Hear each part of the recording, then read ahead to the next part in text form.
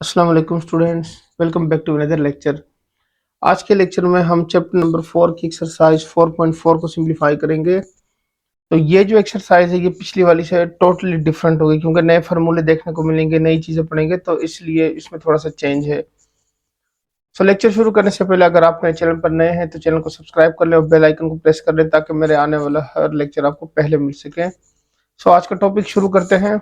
आज का टॉपिक जो है वो है ज्योमेट्रिक सीक्वेंस के बारे में। है तो सीक्वेंस लेकिन वो ज्योमेट्रिक सीक्वेंस है। अब ज्योमेट्रिक सीक्वेंस क्या होती है ये जरा देख लेते हैं, फिर उसमें उसकी यानी फार्मूले कौन से होंगे, क्वेश्चन कैसे सॉल्व करेंगे। जिस तरह अरिथमेटिक सीक्वेंस थी, फिर अरिथमेटिक मीन था, क्या इसमें भी ऐसा ही है कि ज्योमेट्रिक सीक्वेंस भी ज्योमेट्रिक मीन भी है या नहीं है। सो ये चीज़ें हम आज डिस्कस करेंगे और साथ ही एक्सरसाइज इंशाल्लाह 4.4 को भी सिंप्लीफाई करेंगे। तो ज्योमेट्रिक सीक्वेंस क्या है? A geometric sequence is recursively defined by the equation of the form a1 is equal to a1 and an plus 1 is equal to r an, where a1 and r are real numbers and a1 is not equal to 0, r is not equal to 0 and small n belong to capital N यानी natural number set. अब इसमें ये कह रहे हैं कि geometric sequence को हम इस तरह से डिफाइन करते हैं कि इक्वेशन की फॉर्म में, और वो इक्वेशन इस तरह से होगी कि जिसमें आपके पास जो फर्स्ट वैल्यू है यानी a1 जो है वो a1 ही रहेगा, यानी a1 की वैल्यू सिंपल आएगी। a1 से मुराद क्या है? जिस तरह से हम पिछली एक्सरसाइज में जो सीक्वेंस को पढ़ रहे थे उसमें ये था कि जो फर्स्ट नंबर होता था वो a1 होता था। सो यहाँ पे कह रहे हैं कि यहाँ पे जो नंबर होगा वो भी a1 ही होगा। उसके बाद जो सीक्वेंस है इसकी ज्योमेट्रिक सीक्वेंस, उसका जो फार्मूला है या इक्वेशन की जो फॉर्म है वो इस तरह से है। ज्योमेट्रिक सीक्वेंस की बात हो रही है कि वो इस तरह से होगी कि an+1 is equal to r an। अब इसमें जो r है ये क्या रिप्रेजेंट कर रहा है? आपको याद होगा जो पिछली एक्सरसाइज थी उसमें हमने डिस्कस किया था डिफरेंस को। तो मतलब अगर कोई भी दो वैल्यूज हैं और उनके दरमियान में हम डिफरेंस को रिप्रेजेंट करें तो वो डी से रिप्रेजेंट करते थे। यहाँ पे जो इनकी डिफरेंस की वैल्यू है वो थोड़ी चेंज हो गई है। अब वो डिफरेंस नहीं है बल्कि यहाँ पे क्या करें कि आर जो है वो एज अ रेशो आ रहा है, और रेशो की फॉर्म में जो वैल्यू होती है वो डिवीजन की फॉर्म में होती है। इसका मतलब ये हुआ कि ज्योमेट्रिक सीक्वेंस के अंदर अगर दो वैल्यूज गिवन है, यानी जिस तरह से a1 और a2 गिवन है, तो इसका जो r हम यानी इसकी जो डिफरेंस की वैल्यू या रेशो फाइंड करेंगे वो इस तरह से होगी कि a2 डिवाइडेड बाई a1। तो यहाँ पे जो r है यानी रेशो की फॉर्म में है तो वो क्या होगी? डिवाइड होकर आएगी आपके पास वैल्यू। ठीक हो गया? सो ये जरा याद रखिएगा कि ज्योमेट्रिक सीक्वेंस में और अरिथमेटिक सीक्वेंस में बस यही डिफरेंस है कि वहां पे डी की वैल्यू थी तो वो सेकंड में से फर्स्ट एलिमेंट को माइनस करते तो उनका डिफरेंस आ जाता था। यहाँ पे जो आर की वैल्यू है वो एज अ रेशो यूज हो रही है, तो इसके अंदर आर की वैल्यू जो है वो इस तरह से होगी कि सेकंड वैल्यू को फर्स्ट वैल्यू से डिवाइड कर देंगे तो वो आर की वैल्यू आपके पास आ जाएगी। और उसके अलावा इसमें जो आर की वैल्यू है या a1 है, ये इस तरह के जितने भी होंगे वो सारे रियल नंबर्स होंगे और ये जीरो नहीं हो सकते। जीरो से अगर जीरो हो जाए, किसी भी एक वैल्यू से मतलब जीरो हो जाए तो वो आंसर टोटली क्या हो जाएगा? जीरो हो जाएगा। सो नॉन जीरो होंगे। और उसके बाद जो एन की वैल्यू होगी यानी जिसको हम नंबर ऑफ टर्म्स के लिए भी यूज करते हैं वो नेचुरल नंबर होंगे, यानी 1 से शुरू होंगे। So 1 2 3 and up to so on. ठीक हो गया? सो उम्मीद करता हूँ आपको सीक्वेंस समझ आ गई होगी, डिफरेंस भी समझ आ गया होगा। अब हम डिस्कस करते हैं कि अगर हमने इसका फार्मूला लिखना हो, फार्मूला यानी n term of geometric sequence, तो वो हम कैसे डिराइव करेंगे? अब उसके लिए ना सीक्वेंस की वैल्यू जो है वो टोटली चेंज हो जाएगी। सो यहाँ पे देख लें, the nth term of a geometric sequence is given by an is equal to a1 r power n minus 1। सो ये इसकी क्या है? ज्योमेट्रिक सीक्वेंस की वैल्यू दी गई है, यानी उसका फार्मूला दिया गया है। अब ये फार्मूला आता किस तरह से है ये जरा देख लेते हैं।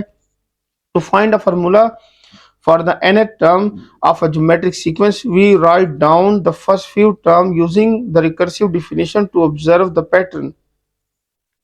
तो कह रहे हैं कि ये जो वैल्यू है यानी जिस तरह से ये फार्मूला बना है, इसको फाइंड करने के लिए जो ऊपर हमने डिफिनीशन से वैल्यू लिखी थी उसको यूज करते हैं और उसकी मदद से इसको क्या करते हैं? आगे कंटिन्यू करते हैं। फर्स्ट टर्म में क्या होगा कि कुछ वैल्यूज लिखनी इसलिए जरूरी है ताकि हमें वो पैटर्न पता चल सके कि वैल्यूज किस तरह से आएंगी।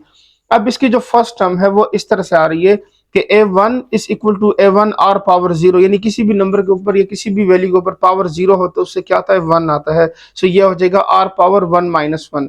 फिर a1 r पावर 2 माइनस 1, तो ये हो जाएगा, यहाँ पे हम मेंशन कर देंगे 2 माइनस 1। ठीक हो गया? फिर ये हो गया थर्ड टर्म A3 A2R लिखेंगे तो A2 की वैल्यू क्या थी, ये थी आपके पास A1R और ये R, तो R स्क्वायर बन जाएगा यानी 3 - 1।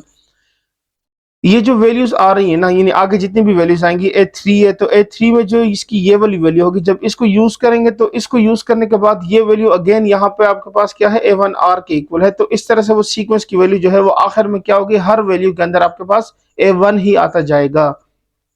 इसलिए मैंने उसको ऊपर मेंशन किया कि A1 की वैल्यू A1 ही रहेगी, यानी वो हर क्वेश्चन के अंदर जितनी भी टर्म्स होंगी तो उसमें A1 चेंज नहीं होगा बल्कि वो एज इट इज ही कंटिन्यू रहेगा। सो ये जितनी भी इसकी वैल्यूज लिखती जाए यानी टर्म्स लिखते जाएंगे तो यहाँ से आखिर में क्या होगा, A1R पावर 3 - 1 है, 4 - 1 है, या जितनी भी आगे टर्म्स होंगे वो सारी की सारी क्या होंगी, इसी तरह से ही रहेंगी। अब इसकी फोर्थ टर्म लिख लेते हैं और उसमें देखते हैं, फिर उसके बाद हम उसकी nth टर्म पे ही जाते हैं कि फोर्थ टर्म में किस तरह से वैल्यू आएगी।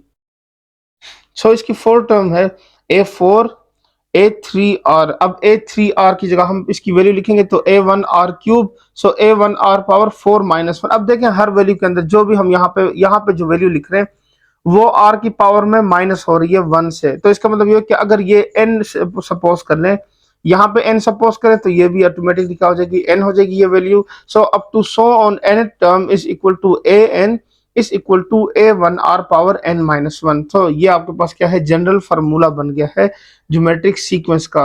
अब अगर हमने ज्योमेट्रिक सीक्वेंस की वैल्यूज फाइंड करनी हो, फॉर एग्जांपल हमें कहा जाता है कि आपके पास ना A1 की वैल्यू 3 है और R की वैल्यू 7 है, तो आप ज्योमेट्रिक सीक्वेंस फाइंड करें तो हम सिंपल ये फार्मूला यूज करेंगे, इसमें वैल्यूज लिखेंगे और हमें क्या हो जाएगा, इसका आंसर फाइंड यानी सीक्वेंस की वैल्यू फाइंड हो जाएगी। ठीक है, सो इसको एक्सरसाइज में सॉल्व करते हैं। नेक्स्ट टॉपिक जो है वह है ज्योमेट्रिक मीन का। जिस तरह से हमने अरिथमेटिक मीन पढ़ा था कि कोई भी दो वैल्यूज हैं यानी ए और बी और उनके दरमियान के अंदर जो नंबर आता है यानी उनके जो ए और बी के दरमियान में जो नंबर आता है वो क्या होता है, अरिथमेटिक मीन होता है। तो वो हमने देखा था कि A+B/2 से फाइंड हुआ था। यहाँ पे थोड़ा सा चेंज है और वो कैसे चेंज है वो जरा देख लेते हैं। When 3 number are in geometrical progression, अगर 3 नंबर क्या हो ज्योमेट्रिकल प्रोग्रेशन में हो, the middle one is called geometric mean. यहाँ पे भी सेम वही कंडीशन है लेकिन फॉर्मूला चेंज हो गया है। Between the two numbers mathematically it is derived in the following वे, यानी इसको हम फाइंड कैसे करते हैं, फाइंड इस तरह से करते हैं कि let's suppose that A and B be the two numbers, कोई A और B दो नंबर्स हैं और G उनके दरमियान क्या है, ज्योमेट्रिक मीन है। तो इसका मतलब ये हुआ कि B over G and G over B। ये मैंने इस तरह से क्यों लिखा है, अब इसकी मैं रीजन बता देता हूं। जिस तरह से मैंने आपको बताया था कि R की जो वैल्यू होती है यानी इनकी जो कॉमन रेशियो है वो इस तरह से है कि second value divided by first value, और यहाँ पे क्या होगा, second value divided by first value. अब कॉमन रेशियो को हम इस तरह से रिप्रेजेंट करेंगे, जिस तरह से डी की वैल्यू फाइंड करते थे, सो उसको हम क्या करते थे कि A2 माइनस A1 यानी G माइनस A और B माइनस G अगर D होता तब। लेकिन यहाँ पे क्या है, कॉमन रेशियो की बात हुई है, रेशियो में हम क्या करते हैं, सेकंड वैल्यू को डिवाइड कर लेते हैं फर्स्ट, तो ये हो जाएगा second value divided by first और ये हो जाएगा second value divided by first. ठीक हो गया, सो इस तरह से मैंने इसको मेंशन कर दिया। अब यहाँ पे क्रॉस मल्टीप्लिकेशन करेंगे, ये हो जाएगा G स्क्वायर और ये हो जाएगा AB। स्क्वायर को खत्म करने के लिए स्क्वायर रूट लिया जाता है, so taking square root cancel, AB square root के दो आंसर होते हैं, एक पॉजिटिव होता है एक नेगेटिव होता है। So G is equal to plus minus square root AB। तो ये इसकी क्या हो गई है, ज्योमेट्रिक मीन की वैल्यू आ गई है। क्वेश्चन में हमें क्या गिवन होगा, ए और बी गिवन होगा और हमसे सिंपल कहा जाएगा कि फाइंड द ज्योमेट्रिक मीन। सो हमने बस ये वाला फार्मूला क्या करना है, इस्तेमाल करना है और ज्योमेट्रिक मीन फाइंड हो जाएगा।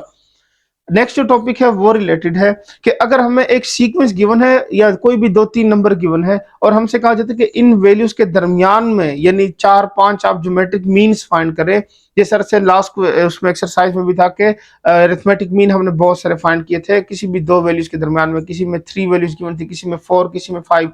तो इस तरह से टर्म्स गिवन थी कि वो फाइंड आउट करें। यहाँ पे भी हमने ऐसा ही करना है लेकिन उसके लिए फार्मूला डिफरेंट है, क्योंकि ज्योमेट्रिक मीन के हिसाब से पढ़ रहे हैं तो इसलिए ज्योमेट्रिक सीक्वेंस के हिसाब से, तो यहाँ पे उसका फार्मूला भी उस हिसाब से ही डिराइव होगा। सो पहले इसको सिंप्लीफाई कर लेते हैं यानी देख लेते हैं कि ज्योमेट्रिक यानी insert a finite geometric sequence या geometric terms in the following sequence. तो इसको हम किस तरह से सॉल्व करेंगे, फार्मूला देख लेते हैं फिर उसके बाद एक्सरसाइज पे चलते हैं। सो नेक्स्ट टॉपिक है to insert and geometric means between two numbers a and b. A और बी के दरमियान में अगर आपने कोई मतलब एन एन से मुराद क्या होगा, दो करने हैं, तीन करने, चार करने, पांच, यानी आपको जितने भी टर्म्स का कहा जाता है, 1 2 3 4 5 6 जितनी भी कहा जाता है, आपने उसको इंसर्ट करना है, तो आप उसको कैसे इंसर्ट करना है उसके लिए थोड़ी सी ये डिटेल समझ लें। Since the terms between A and B of a geometric sequence are called the geometric mean of A and B, जिस तरह से इससे पहले हमने geometric mean में देख लिया कि A और B के दरमियान में जो टर्म्स होते हैं उसको geometric mean कहते हैं। एक टर्म है तो एक geometric mean G is equal to square root AB वाला फार्मूला जो हमने पढ़ा वो हम यूज करेंगे। देन अब अगर हम क्या करते हैं, बहुत सारी वैल्यूज फाइंड करना चाहते हैं, तो then G1 G2 G3 G4 and up to so on Gn are the n geometric means between A and B। A और बी के दरमियान में जो हम टर्म्स फाइंड करना चाह रहे हैं वो क्या हो जाएंगी, वो इस तरह से आपके पास इनफाइनाइट टर्म्स होंगी। हाँ, फाइनाइट कह सकते हैं क्योंकि एन टर्म है इसके अंदर, लेकिन अब है तो बहुत सारी वैल्यूज, तो हमें एग्जैक्टली पता नहीं कि कितनी टर्म्स होंगी। सो इफ ए, तो इस तरह से a G1 G2 up to so on Gn and B where from a geometric sequence moreover it is a finite geometric sequence of n plus 2 terms with a1 is equal to a and a N plus two is equal to b. इससे क्या मुराद है, इससे मुराद ये कह रहे हैं कि ये एक फाइनाइट ज्योमेट्रिक सीक्वेंस है। फाइनाइट ज्योमेट्रिक सीक्वेंस क्यों, क्योंकि हमें इसकी वैल्यूज यहाँ पे देख लें तो ये 1 है, तो ये 2 3 करते करते यहाँ पे n और ये n प्लस टू यानी n+1 n+2 तक ये वैल्यूज लिखी हुई है, तो हमें पता है कि ये कितनी टर्म्स है इसके अंदर, इसलिए फाइनाइट है। Of n+2 terms with first value जो है वो यहाँ पे a1 जो है वो क्या है, a के इक्वल है, और इसमें जो लास्ट एलिमेंट है ये वाली, ये क्या हो गई है, n+2 के इक्वल है। n+2 कैसे आया, ये 1 है ना, तो इससे पहले भी एक नंबर लिखा हुआ है, सो यहाँ तक तो ये n हो गया, तो ये n+1 और ये b जो है ये n+2 हो गया, लेकिन जो फर्स्ट वैल्यू है वो 1 है, सो आगे ये हो जाएगा a2 a3 a4 a5 करते करते करते ये gn वाली जो है n+1 an+2 ये आ जाएगा। सो इसलिए यहाँ पे हम इसको इस तरह से मेंशन कर देंगे। अब फिर क्या लिखेंगे, let r be its common ratio. ठीक है, ज्योमेट्रिक के अंदर सीक्वेंस के अंदर हम बात करेंगे सीक्वेंस की रेशियो के हिसाब से, डिफरेंस के हिसाब से बात नहीं करेंगे, यानी वहां पे हमने डिफरेंस को यूज किया था दो वैल्यू को सब्ट्रैक्ट करके, यहाँ पे हम क्या करेंगे, दो वैल्यूज को डिवाइड करके रेशियो की बात करेंगे। Then a n+2 is equal to b gives that a r power n+1 is equal to r, क्योंकि a n की जो वैल्यू थी वो ये थी, पीछे हमने देख लिए सीक्वेंस की, ज्योमेट्रिक सीक्वेंस की वैल्यू, सो ये मैंने यहाँ पे लिख ली। अब मैं क्या करता हूँ, इस वैल्यू को डिवाइड कर लेता हूं b ओवर a। अब डिवाइड करने के बाद ये जो पावर है ये क्या है, n+1 है, अगर मैं इससे 1/n+1 से मल्टीप्लाई कर दूं r की वैल्यू फाइंड करने के लिए, सो ये हो जाएगा 1/n+1। सो ये आपका एक फार्मूला बन गया।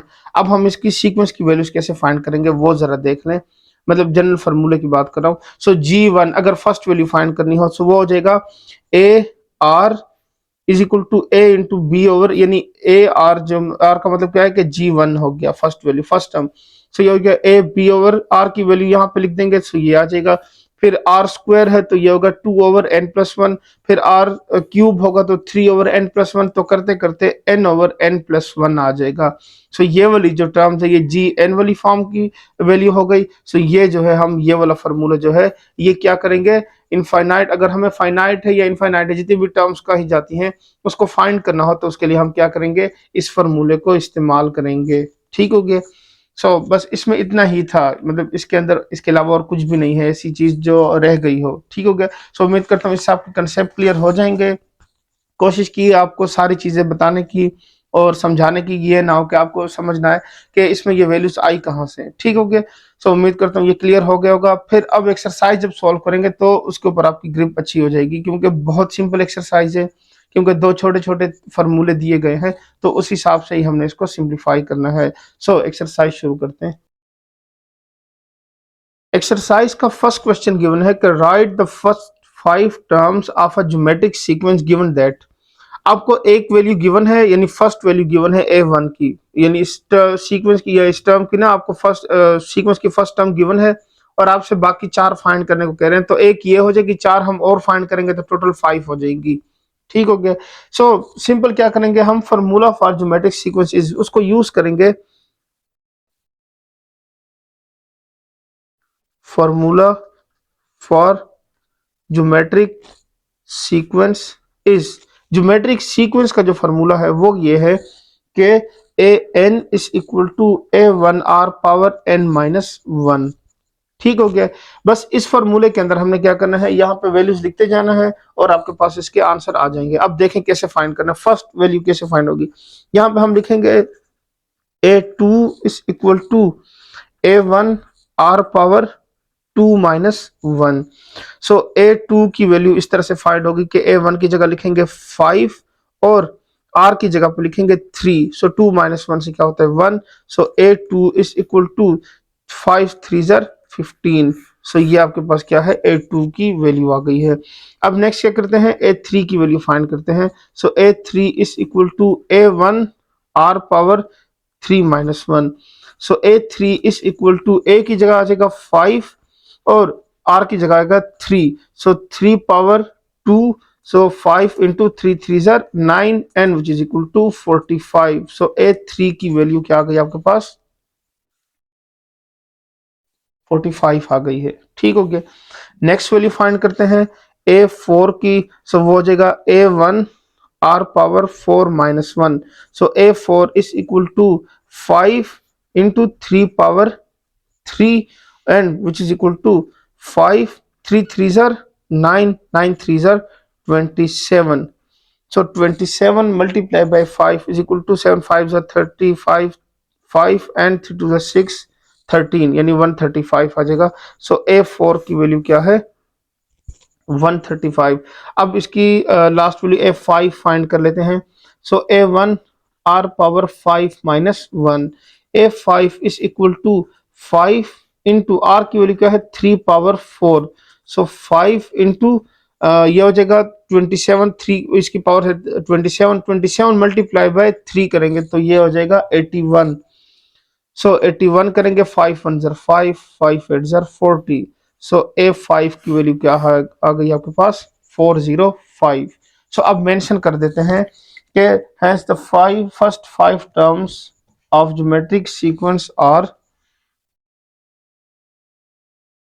Hence first 5 terms of geometric sequence are. So वो है 5 15 45 और इसके साथ 135 एंड 405। सो ये इसका क्या हो गया आपके पास, आंसर आ गया। ठीक हो गया। सिंपल क्वेश्चन था, बस मैंने क्या बताया था कि बस जो फॉर्मूले हमने पढ़े बस उनको यूज करना है। सो ये इसका क्या हो गया, आंसर आ गया। इसके ना 4 पार्ट्स गिवन है तो वन बाय वन सारे सिंप्लीफाई कर लेते हैं। सेकेंड पार्ट में गिवन है ए one is equal to 8 and r is equal to minus 1/2। So r की वैल्यू जो है हमने सिर्फ ये कहा था कि जीरो नहीं होगी, बाकी कुछ भी आ सकती है। अब उसके पीछे रीजन क्या है, फ्रैक्शन की बात कर रहा हूँ, क्योंकि डी जो था वो फ्रैक्शन में हमने कम ही देखा है वहां पे, लेकिन आर की वैल्यू मोस्टली फ्रैक्शन में ही देखने को मिलेगी। अब उसके पीछे रीजन क्या है, क्योंकि आर जो है वो रेशो की फॉर्म में है, तो रेशो क्या होता है वो फ्रैक्शन में ही आता है। ठीक हो गया। सो कंफ्यूज नहीं होना कि यहाँ पे आर की वैल्यू जो है वो मोस्टली क्या होती है, फ्रैक्शन में लिखी होती है। सोल्यूशन लिख लेते हैं। सोल्यूशन में क्या आएगा, पहले तो हम लिख लेते हैं formula for geometric sequence is a N is equal to A one are power N minus 1। So पहली वैल्यू क्या है, ए टू फाइंड करेंगे तो वो हो जाएगा a one are power 2 minus 1। सो ये हो जाएगा 8 इंटू -1/2 पावर 1।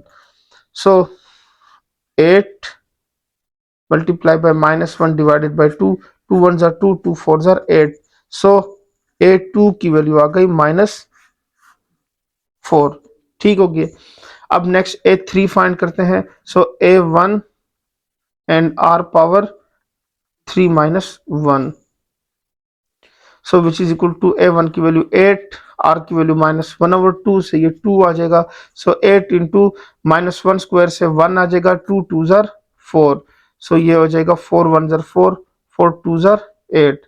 सो यहाँ से आ गया ए थ्री इज इक्वल टू +2। तो ये तीन वैल्यू फाइंड हो गई है, एक गिवन थी और दो हमने फाइंड कर ली। अब इसकी नेक्स्ट वैल्यू फाइंड करते हैं।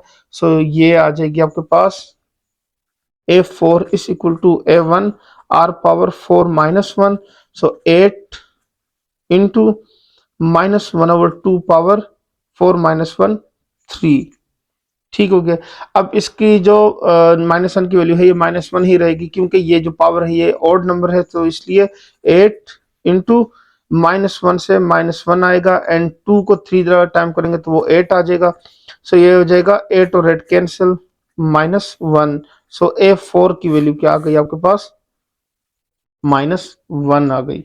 अब नेक्स्ट A5 फाइंड करते हैं। सो ये हो जाएगा A1 r power 5 minus one, so 8 into minus one over 2 power 4। So 8 again minus one है तो इवन पावर की वजह से ये क्या हो जाएगा, plus one divided by 2 power से हो जाएगा 16। सो 8 वन जर 8, 8 टू जर 16 इज इक्वल टू ये हो जाएगा 1/2। सो A5 इज इक्वल टू 1/2। तो हमने सारी वैल्यूज फाइंड कर ली हैं।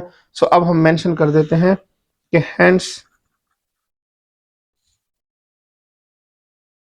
The first 5 terms of geometric sequence are. तो एक वैल्यू 8 गिवन थी, दूसरी हमने फाइंड की है -4, तीसरी से आई है 2, फिर -1, फिर आया है 1/2। सो ये इसका क्या हो गया, आंसर आ गया। अब इसके थर्ड पार्ट को सिंप्लीफाई करते हैं, जिसमें गिवन है a1 is equal to -9/16 and r is equal to -2/3।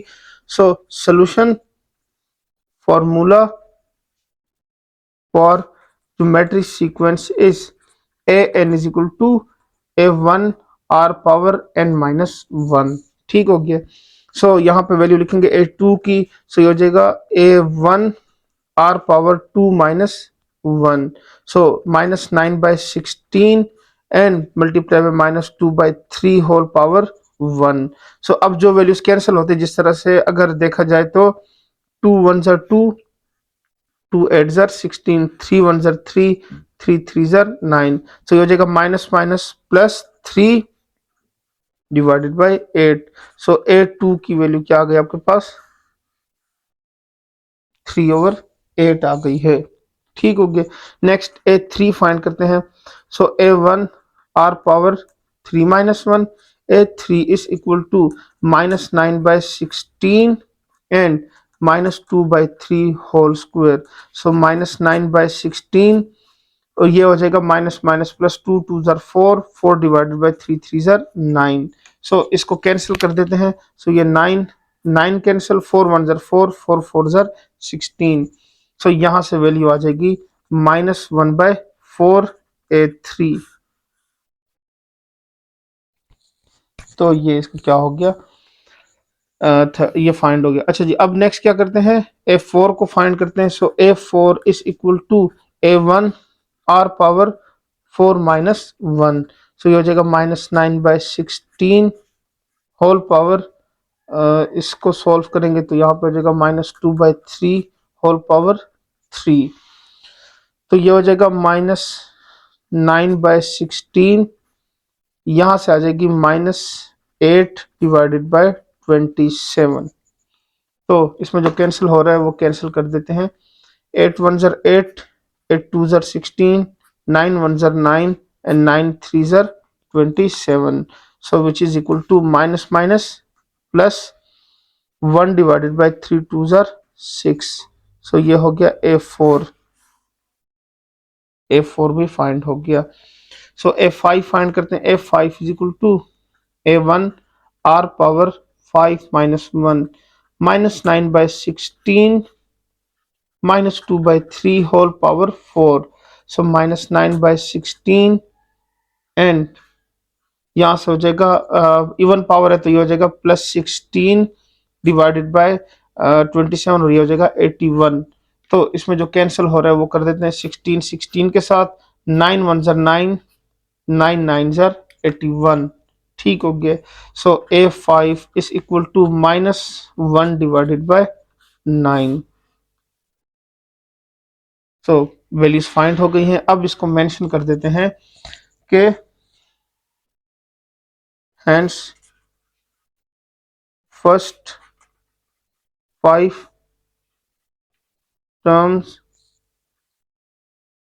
of geometric sequence are, तो पहली टर्म की वैल्यू जो गिवन थी वो है -9/16, ये गिवन है। फिर उसके बाद सेकंड हमने फाइंड की है तो वो है 3/8, थर्ड -1/4, फिर 1/6 एंड -1/9। तो ये इसका क्या हो गया, आंसर आ गया। इसके 3 पार्ट सिंप्लीफाई हो गए। अब चलते हैं इसके लास्ट पार्ट की तरफ। फोर्थ पार्ट को सिंप्लीफाई करते हैं। इसमें गिवन है a1 is equal to x over y and r is equal to -y over x। Solution formula for geometric sequence is an is equal to a1 r power n minus 1। तो पहला क्या, a2 find करते हैं। a2 की value find करेंगे a1 r power 2 minus 1, यह हो जाएगा x over y minus y over x whole power 1। अब इसमें कैंसिल क्या हो रहा है, सारी वैल्यूज कैंसिल हो रही है, y x एंड x सारी कैंसिल हो गई। सो a2 इज इक्वल टू -1। अच्छा जी, ये याद रखें, अक्सर बच्चे कंफ्यूज हो जाते हैं कि जब हम कैंसिल कर देते हैं तो उससे तो जीरो आ जाता है, तो ये 1 क्यों आ जाता है, क्योंकि ये सब्ट्रैक्शन नहीं हो रही। सब्ट्रैक्शन के अंदर जब हम यानी a माइनस ए करते हैं या x माइनस एक्स करते हैं तो वहां पे जीरो आ जाता है सब्ट्रैक्शन के अंदर। जब मल्टीप्लिकेशन में कैंसिल होते हैं तो वहां से क्या आता है, 1 आंसर आता है। ठीक हो गया, इस चीज का ध्यान रखना है। a3 फाइंड करते हैं, a1 r पावर 3 माइनस 1। सो ये हो जाएगा x ओवर y और यहां से आ जाएगा ये हो जाएगा -y over x whole square. So x over y और ये हो जाएगा y square divided by x square. ठीक हो गया, तो इसमें ये x और ये स्क्वायर कैंसिल, y और ये स्क्वायर कैंसिल। सो a3 की वैल्यू आ जाएगी y ओवर x। तो ये इसकी a3 यानी थर्ड पॉइंट भी फाइंड हो गया। अब क्या करते हैं, इसकी नेक्स्ट वैल्यू फाइंड करते हैं a4 को। a4 is equal to a1 r power 4 minus 1। सो ये हो जाएगा x over y minus y over x whole power 3। So x over y minus y cube divided by x cube. तो यहां से क्या होगा, ये x और ये कैंसिल होके 2 आ जाएगा, ये y और ये क्यूब कैंसिल होके 2 आ जाएगा। सो यहां से a4 की वैल्यू बन जाएगी -y square divided by x square. ये हो गया a4। तो इसकी last value a5 is equal to a1 r power 5 minus 1। a5 is equal to x over y minus y over x whole power 4। So x over y and y4 divided by x4। ठीक हो गया, even power की वजह से ये negative positive में convert हो जाएगा। ये x और ये कैंसिल होके 3 आ जाएगा, ये y और ये कैंसिल होके 3 आ जाएगा। सो यहाँ से a5 की वैल्यू आ जाएगी y cube divided by x cube. तो वैल्यूज फाइंड हो गई हैं। अब इसको मेंशन कर देते हैं, मेंशन कर देते हैं hence first 5 terms of metric sequence. और पहली वैल्यू गिवन थी जो कि है x ओवर y, फिर नेक्स्ट हमने फाइंड की -1, फिर y ओवर x, फिर आ गई आपके पास -y square divided by x square और फिर आ गई y cube divided by x cube. So ये इसका क्या हो गया, आंसर हो गया। तो क्वेश्चन नंबर 1 सिंप्लीफाई हो गया, बहुत ही सिंपल था, बस हमने सीक्वेंस फाइंड की है। तो यहाँ पे सीक्वेंस बहुत इजी है, बस जस्ट जो वैल्यूज गिवन है उसको पुट करते जाएं तो आगे उस हिसाब से आपके पास आंसर आ जाते हैं। सो अब इसके नेक्स्ट क्वेश्चन नंबर 2 को सिंप्लीफाई करते हैं। तो अब हम क्वेश्चन नंबर 2 को सिंप्लीफाई करते हैं जिसकी स्टेटमेंट गिवन है Suppose that the third term of a geometric sequence is 27 and the fifth term is 243. Find the first term and common ratio of the sequence. इसमें गिवन यह है कि A3 की वैल्यू 27 है और A5 की value 243 है। तो हमने फाइंड क्या करना है, A1 की वैल्यू को फाइंड करना है और उसके साथ साथ हमने कॉमन रेशियो यानी R की वैल्यू को फाइंड आउट करना है। So solution given that A3 is equal to 27 and A5 is equal to 243, ये मैंने लिख लिया। अब मुझे पता है कि A3 की वैल्यू किसके इक्वल होती है, होती है A1 और स्क्वायर। ठीक हो गया।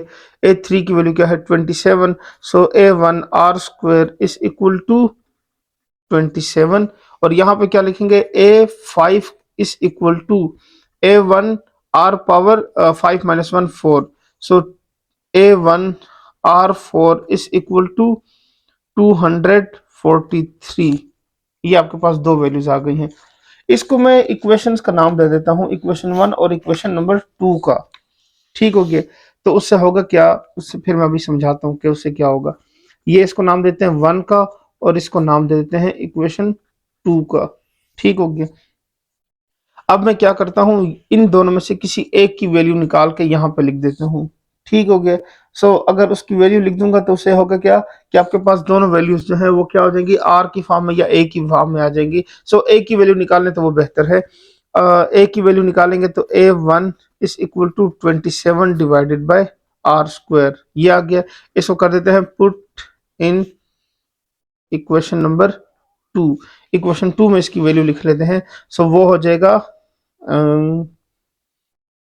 R4 and 27 divided by R square is equal to 243। सो इससे क्या होगा, ये स्क्वायर और ये कैंसिल होकर यहाँ पे 2 आ जाएगा। तो 27 R square is equal to 243। अब क्या करते हैं, इसको डिवाइड कर लेते हैं किस चीज से, 27 से। So R square is equal to 243 divided by 27 and R square is equal to 27 को 9 से मल्टीप्लाई करेंगे तो क्या होगा 243। सो इससे आपके पास R स्क्वायर की वैल्यू क्या होगा, ये 9। अब स्क्वायर रूट ले लेते हैं तो 9 स्क्वायर रूट से क्या होगा आपके पास, R is equal to plus minus 3, ये इसकी वैल्यू आ गई है। अब मैं क्या करूंगा, इसकी दोनों वैल्यूज के लिए, ठीक हो गया ना, यानी A1 की वैल्यू फाइंड कर लेता हूँ। A1 की वैल्यू सिंपल यहाँ पे अगर मैं क्या करूँ, इसकी वैल्यू लिख लूँ R की। ठीक हो गया। सो यहाँ पे इसकी वैल्यू यूज कर लेते हैं, इसको लिख लेते हैं A1 is equal to 27 R square. ठीक हो गया। So A1 is equal to 27 plus minus 3 whole square. Plus minus क्यों लिखा है, स्क्वायर है उसकी वजह से पॉजिटिव पॉजिटिव ही रहेगा, नेगेटिव भी पॉजिटिव होगा। तो एक ही दफा सॉल्व करना है। A1 is equal to 27 divided by 3 3 jar 9, so 9 1 jar 9, 9 3 jar 27। So A1 is equal to 3। तो हमने यही फाइंड करना था। अब मेंशन कर देते हैं hence first term A1 is equal to 3 and ratio is equal to R, जो कि है प्लस माइनस 3। ठीक हो गया। सो ये इसका क्या हो गया, आंसर आ गया। तो अब इसका क्वेश्चन नंबर 3 सिंप्लीफाई करते हैं, जिसमें गिवन क्या है कि find the seven term of a geometric sequence that has 2 and -2 for its second and third term respectively. ये कह रहे हैं कि A7 की वैल्यू फाइंड करें और उसके साथ हमें गिवन क्या है कि इसकी जो सेकंड टर्म यानी A2 और A3 की जो वैल्यू है वो क्या है 2 and -2 स्क्वायर रूट रिस्पेक्टिवली। का मतलब क्या होता है कि पहले A2 की वैल्यू है और फिर A3 की वैल्यू है। सो इसको भी क्वेश्चन नंबर 2 की तरह ही सिंप्लीफाई करेंगे। पहले जो गिवन है वो मेंशन कर लेते हैं, solution given that A2 is equal to +2 and A3 is equal to -2 square root. अब देखें इसमें R को फाइंड करने का नहीं कहा गया, लेकिन फिर भी हमें R फाइंड करना है। अब उसके पीछे रीजन क्या है कि A7 की वैल्यू फाइंड करेंगे तो A1 R पावर 7-1 यानी R की वैल्यू की फिर भी जरूरत होगी, तो इसलिए हम क्या करेंगे, R की वैल्यू भी फाइंड करेंगे। A2 जो है वो इक्वल होता है A1 R के, सो ये हो जाएगा A1 R is equal to +2। तो इसको मैं नाम देता हूँ इक्वेशन 1 का। यहाँ पर लिखते हैं A3 is equal to A1 R square, so A1 R square is equal to -2 square root. So इसको नाम देते हैं इक्वेशन नंबर 2 का।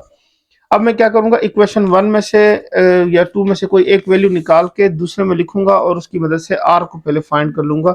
सो इसको यूज करते हैं। यहाँ पे A1 is equal to 2 divided by R। So इसको कर लेते हैं put in equation number 2, equation 2 में लिख लेते हैं। सो ये हो जाएगा R square 2/R is equal to -2 square root. So यहाँ से क्या हो जाएगा, ये R और ये स्क्वायर कैंसिल हो जाएगा। सो वैल्यू आ जाएगी R multiply by 2 is equal to -2 square root. So R is equal to -2 square root divided by 2। ये R की वैल्यू हो गई है। अब हम क्या करते हैं, इसकी मदद से A की वैल्यू यानी A1 की वैल्यू फाइंड कर लेते हैं। सो A1 किसके इक्वल है, 2 डिवाइडेड बाय R, और यहाँ पे R की जगह ये वैल्यू लिख लेते हैं। So A1 is equal to 2 divided by -2 square root divided by 2। सो ये 2 जो है ये क्या हो जाएगा, ये यहाँ से एक दफा ऊपर जाएगा तो नेगेटिव, फिर ऊपर जाएगा तो क्या हो जाएगा, पॉजिटिव हो जाएगा। ठीक हो गया। अगर ये सिंपल ये और ये लिखा होता तो कैंसिल हो जाते, लेकिन ये इसके नीचे डिवाइड में तो यहाँ पे आ जाएगा। सो A1 की वैल्यू बन जाएगी 2 2 4 यानी यहाँ पे जाके 2 multiply by 2 divided by 2 square root. ठीक हो गया। तो इसको फर्दर सिंप्लीफाई करेंगे तो आपके पास वैल्यू आ जाएगी A1 is equal to -2 and इसको फर्दर सिंप्लीफाई कर लेते हैं इस तरह से कि इस 2 की जगह अगर मैं लिख दूं यहाँ पे 2 square root multiply by 2 square root divided by 2 square root, ये दोनों क्या हो जाएंगे, कैंसिल हो जाएंगे। So A1 is equal to -2 into square root 2, ये आ जाएगा। अब ये कैसे आता है, यानी ये जो मैंने लिखा है ये कैसे लिखा है मैं बता देता हूँ कि 2 square root multiply 2 square root, इसको मैं लिख लेता हूँ 2 स्क्वायर रूट होल स्क्वायर, तो स्क्वायर स्क्वायर रूट कैंसिल, यहाँ से 2 आ जाएगा। ठीक हो गया। तो इसको इस तरह से लिख सकते हैं। तो अब क्या करते हैं, S7 की वैल्यू फाइंड कर लेते हैं। S7 की वैल्यू इस तरह फाइंड होगी कि AN is equal to A1 R power n-1। तो ये हो जाएगा A7 is equal to A1 की जगह लिखेंगे -2 स्क्वायर रूट 2 एंड इसकी जगह आ जाएगी R की वैल्यू आई है, ये आई है -2 square root divided by 2 whole power 6। 7 - 1 से 6 आता है। तो अब ये हो जाएगा -2 स्क्वायर रूट 2 और यहाँ से हो जाएगा -2 square root whole power 6 divided by 2 power 6। ठीक हो गया। तो यहाँ से आ जाएगा -2 स्क्वायर रूट 2 और यहाँ से वैल्यू आ जाएगी आपके पास 2 पावर 6, यानी माइनस प्लस में कन्वर्ट हो जाएगा 2 power 1/2 and whole power 6 divided by 64। ठीक हो गया। सो 2 1 ज़ा 2, 2 32 ज़ा 64, ये 2 1 ज़ा 2, 2 3 ज़ा 6, इस तरह से आ जाएगा। So -2 square root multiply by 2 power 3 और 32 को लिखना है तो ये होगा 2 पावर 5। ठीक हो गया। अब हम इसको फर्दर सिंप्लीफाई कर लेते हैं। तो यहाँ से इसकी जो पावर है यानी सब डिवाइड हो रहे हैं तो पावर क्या हो जाएगी, सब्ट्रैक्ट हो जाएंगी, तो 3 - 5 हो जाएगा। फिर इसकी पावर के साथ हम इसको क्या कर लेते हैं, सिंप्लीफाई कर लेते हैं। तो ये हो जाएगा A7 is equal to -2 square root 2 power 3 -2, तो -2 पावर यहाँ पे आ जाएगा 1/2 एंड 2 पावर -2। तो बेसिस सेम हो तो पावर क्या हो जाती है, ऐड हो जाती है, लेकिन यहाँ पे नेगेटिव साइन की वजह से ये हो जाएगा 2 पावर 1/2 -2। सो -2 पावर 2 2 ज़ा 4 1 -4 डिवाइडेड बाय 2। सो -2 पावर यहाँ पे हो जाएगा 3/2। तो ये इसकी क्या हो गई है, वैल्यू आ गई है। इस नेगेटिव को बाहर ही रखेंगे क्योंकि इसकी वजह से फिर आयोटा की फॉर्म में बन जाएगा, तो इसलिए अलग अलग ही रहेगा। So A7 is equal to -2 power 3/2। So ये इसका क्या हो गया, आपके पास आंसर आ गया। तो मेंशन कर देंगे कि hence the seven term is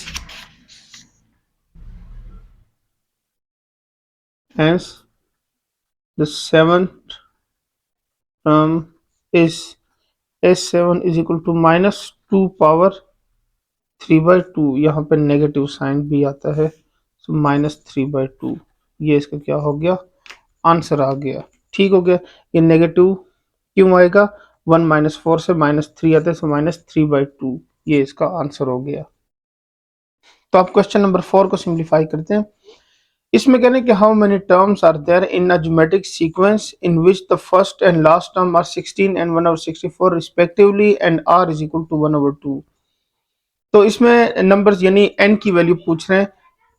इसमें कह रहे हैं कि a1 की जो वैल्यू है वो क्या है, 16 है, और n की वैल्यू क्या है, 1/64।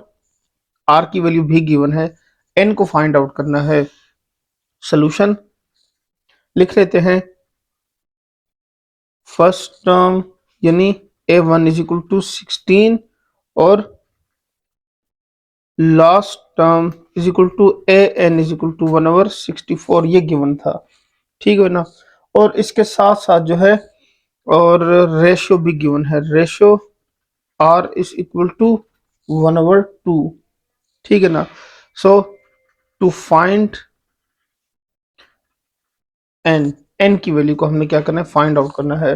तो उसके लिए होगा क्या कि मैं यहां पे लिखूंगा if an is equal to a1 r power n-1। ठीक हो गया। तो an की वैल्यू क्या है, 1/64, a1 की वैल्यू 16 और r की वैल्यू क्या है, 1/2 n-1। तो ये 16 जो यहाँ जाके डिवाइड हो जाएगा, 1/64 multiply by 16 is equal to 1/2 whole power n-1। इसको मल्टीप्लाई करेंगे तो यहाँ से आ जाएगा आपके पास 1024 is equal to 1/2 power n-1। इसका एलसीएम लेंगे तो ये हो जाएगा 1/2 power 10 is equal to 1/2 power n-1। So अब क्या कर लेते हैं, 2 पावर यानी 1/2 पावर 10 लिख लेते हैं, क्योंकि 1 की पावर जो भी हो उससे क्या आता है, 1 ही आता है। And 1/2 power n-1। अब इसके बेसिस इक्वल है तो पावर भी इक्वल होंगी। So n-1 is equal to 10, n is equal to 10 plus 1, so which implies that n is equal to 11। so ये हमने क्या करना है, फाइंड करना था, तो ये फाइंड हो चुका है। बस ये इसका क्या हो गया, आंसर आ गया। ठीक है, सिंपल सा क्वेश्चन था, वैल्यू सारी गिवन थी, बस मैंने क्या किया, इस फॉर्मूले को यूज किया और उसे फाइंड कर लिया। अब चलते हैं नेक्स्ट क्वेश्चन की तरफ। तो क्वेश्चन नंबर 5 सिंप्लीफाई करते हैं, जिसकी स्टेटमेंट है कि find x so that x+7 x-3 x-8 form a 3 term of a geometric sequence in the given order. यानी जिस ऑर्डर में लिखे हुए हैं ये क्या है, ज्योमेट्रिक सीक्वेंस की टर्म्स लिखी हुई है। यानी आपके पास क्या है, ये अगर वैल्यूज यहाँ पे x की वैल्यू हो तो ये क्या होती है, एक ज्योमेट्रिक सीक्वेंस बन जाती है। अब कह रहे हैं कि आप x की वैल्यू पहले फाइंड करें, फिर उसके बाद क्या फाइंड करें, इनकी मदद से आप उसकी ज्योमेट्रिक सीक्वेंस की वैल्यू भी लिखें। ठीक हो गया। तो पहले x की वैल्यू फाइंड करते हैं और उसके बाद फिर हम क्या करते हैं, ज्योमेट्रिक सीक्वेंस भी फाइंड कर लेते हैं। अब ये चूंकि गिवन है कि ये ज्योमेट्रिक सीक्वेंस है, सो इसका मतलब हम लिख सकते हैं कि ये जो वैल्यूज हैं the given terms are in geometric progression. So लिख लेते हैं the given terms are in the geometric progression, so x+7 x+3 x-8। ठीक हो गया। ये इसको लिख लेंगे, इसमें ये जो वैल्यू है ये हो जाएगी a1, ये हो जाएगी a2 और ये हो जाएगी a3 की वैल्यू। अब ये मैंने a1 a2 a3 क्यों लिखा है, क्योंकि अगर ये उसकी फॉर्म में है तो फिर हम लिख सकते हैं कि इनका जो कॉमन रेशियो होगा यानी r जो है वो क्या होगा, इक्वल होगा। ठीक हो गया। सो r की वैल्यू लिखेंगे, ये हो जाएगी a2 divided by a1 equal हो जाएगा a3 डिवाइडेड बाई a2, मतलब ये इक्वल आ जाएगा। अब हम क्या करते हैं, इसकी जगह वैल्यूज लिख लेते हैं। a2 की वैल्यू क्या है आपके पास, a2 की वैल्यू है यहाँ पे x-3 divided by x plus 7 is equal to x minus 8 divided by x minus 3। अब चूंकि इक्वल हो रहे हैं तो हम क्या करेंगे, इसको क्रॉस मल्टीप्लाई कर लेते हैं। ये implies that x minus 3 whole square is equal to x minus 7 x minus 8। तो यहाँ पे ये क्रॉस मल्टीप्लीकेशन हो जाएगा, यहाँ पे ये x प्लस 7। अब इसको सिंप्लीफाई करते हैं यहाँ पे इसका फार्मूला, तो ये हो जाएगा a square plus b square minus 2 a b and which is equal to x into x minus 8 plus 7 into x minus 8। so ये हो जाएगा x square plus 3 3s are 9 minus 3 2s are 6 x is equal to x square minus 8x plus 7x minus 56। ठीक हो गया। तो फिर ये हो जाएगा x square plus 9 minus 6x is equal to, ये हो जाएगा x square minus x minus 56। तो यहाँ पे एक्स स्क्वायर और ये एक्स स्क्वायर दोनों साइड से क्या होगा, कैंसिल हो जाएगा। ये हो जाएगा 9 minus 6x is equal to minus x minus 56। तो इसको लेफ्ट साइड पे ले आए, इसको राइट साइड पे ले जाते हैं। सो ये हो जाएगा minus 6x plus x is equal to minus 56 minus 9। तो ये हो जाएगा minus 5x is equal to minus 65। ठीक हो गया। तो ये क्या हो जाएगा, यहाँ से ये नेगेटिव और ये नेगेटिव कैंसिल हो गया। So x is equal to 65 divided by 5। तो x की वैल्यू आपके पास फाइंड हो गई है 13। सो पहला काम यही करना था कि x की वैल्यू को फाइंड करना था। अब x की वैल्यू 13 आ गई है, अब हम क्या करते हैं, उसकी टर्म्स फाइंड करते हैं, यानी वो सीक्वेंस क्या है वो फाइंड करते हैं। तो अब मैं क्या करूंगा, जो वैल्यूज गिवन है उनमें 13 x की जगह लिखता जाऊंगा और आपके पास क्या होंगी, वो वैल्यूज फाइंड हो जाएंगी। तो उसको फाइंड कर ले। अब क्या लिखेंगे, एंड द टर्म्स आर, वो ये थी कि x plus 7 is equal to, अब x की जगह इसकी वैल्यू लिख लेते हैं 13 प्लस 7 इज इक्वल टू 20। ये फर्स्ट वैल्यू हो गई। फिर नेक्स्ट क्या है, नेक्स्ट वैल्यू है x minus 3। So 13 minus 3 is equal to, so next term की वैल्यू लिखते हैं x minus 3 is equal to 13 minus 3। 13 में से 3 माइनस करेंगे तो आ जाएगा 10। और लास्ट वैल्यू क्या है, x माइनस 8। सो x माइनस 8 फाइंड कर लेते हैं। तो जगह 13 माइनस 8 इज इक्वल टू 5। सो बस ये क्या हो गया, आपके पास आंसर आ गया।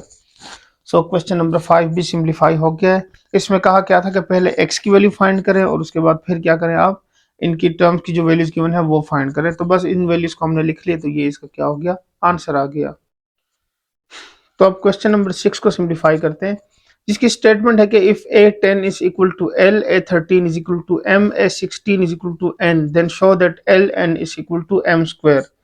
तो left hand side right hand side को हमने प्रूव करना है, लेकिन इसकी टर्म्स गिवन है।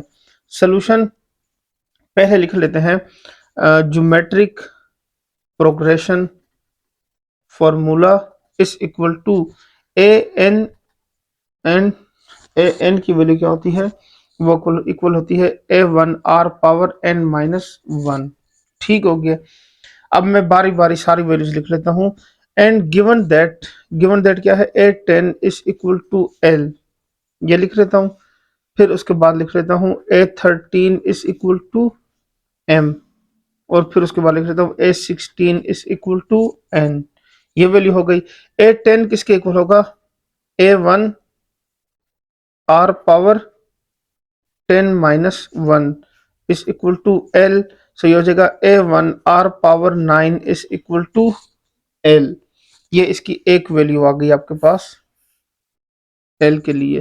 फिर उसके बाद क्या है, a1 r power 13 minus 1 is equal to m। So a1 r power 12 is equal to m। ये सेकंड वैल्यू आ गई है। इसी तरह ये हो जाएगी a1 r power 16 minus 1 is equal to n। So a1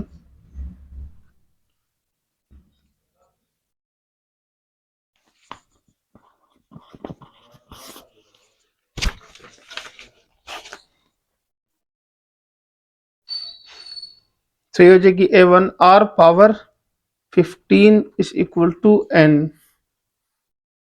तो तीनों वैल्यूज क्या हो गई हैं, फाइंड हो गई हैं। अब मैं क्या करूंगा, पहले लेफ्ट हैंड साइड लिखूंगा, फिर उसके बाद राइट हैंड साइड लूंगा और उनको प्रूफ करूंगा कि वो इक्वल आते हैं। सो now taking left hand side, left hand side पे क्या लिखा हुआ है, लेफ्ट हैंड साइड पे लिखा हुआ है एल एन, एल एन की वैल्यू। अब एल की वैल्यू क्या है, A1 R power 9 multiply by n की वैल्यू क्या है, A1 और R पावर 15, ये इनकी वैल्यूज हो गई हैं। सो अब इसको मल्टीप्लाई करते हैं, ये हो जाएगा A1 स्क्वायर और ये हो जाएगा R पावर 9 R पावर 15। सो A1 स्क्वायर और ये हो जाएगा R पावर 9 प्लस 15, क्योंकि बेसिस सेम हो तो पावर क्या हो जाती है, ऐड हो जाती हैं। सो ये हो जाएगा A1 स्क्वायर R पावर 24, ये हो गई LN। इसको मैं नाम देता हूं इक्वेशन नंबर 1 का। अब लिखूंगा now taking right hand side, right hand side पे क्या है एम स्क्वायर। तो एम स्क्वायर सिंपल आ जाएगा आपके पास किस चीज के, A1 R power 12 whole square. तो इसकी वैल्यू फाइंड कर लेते हैं। तो ये आ जाएगी आपके पास M square is equal to A1 square R power 12 whole square. So A1 square R power 12 two are 24, ये हो गया एम स्क्वायर। इसको नाम देते हैं इक्वेशन नंबर 2 का। सो इक्वेशन 1 और इक्वेशन 2 दोनों की वैल्यूज देखें तो वो आपके पास क्या है, इक्वल आ गई है। सब हम मेंशन कर देंगे कि from equation 1 and equation 2 we get left hand side is equal to right hand side. So L N is equal to M square. So ये क्या हो गया, प्रूफ हो गया। तो बस ये इसका आंसर हो गया। उम्मीद करता हूँ आपको समझ आ गया होगा। सिंपल मैंने क्या किया, तीनों की अलग अलग वैल्यूज निकाल ली, वैल्यूज निकालने के बाद फिर मैंने क्या किया, लेफ्ट हैंड साइड ली, लेफ्ट हैंड साइड की वैल्यू निकाली, फिर राइट हैंड साइड की वैल्यू निकाली, आखिर में दोनों इक्वल आ गए तो लिख दिया कि लेफ्ट और राइट से ये प्रूफ हो गया। तो ये सबसे इजीएस्ट मेथड था इसको सॉल्व करने का। सो अब चलते हैं नेक्स्ट क्वेश्चन की तरफ। चलें तो अब हम क्वेश्चन नंबर 7 को सिंप्लीफाई करते हैं, जिसकी स्टेटमेंट है कि show that the reciprocal of the terms of a geometric progression also form a geometric progression. यानी ज्योमेट्रिक प्रोग्रेशन की जो वैल्यू है, जिस तरह से फॉर एग्जांपल ए है, a r square, a r cube up to so on, अगर उनका रेसिप्रोकल ले लिया जाए तो रेसिप्रोकल लेने के बाद कह रहे हैं कि प्रूफ करें कि वो भी क्या है, ज्योमेट्रिक प्रोग्रेशन है। ठीक हो गया। सोल्यूशन पहले मैं लिख देता हूं कि जनरल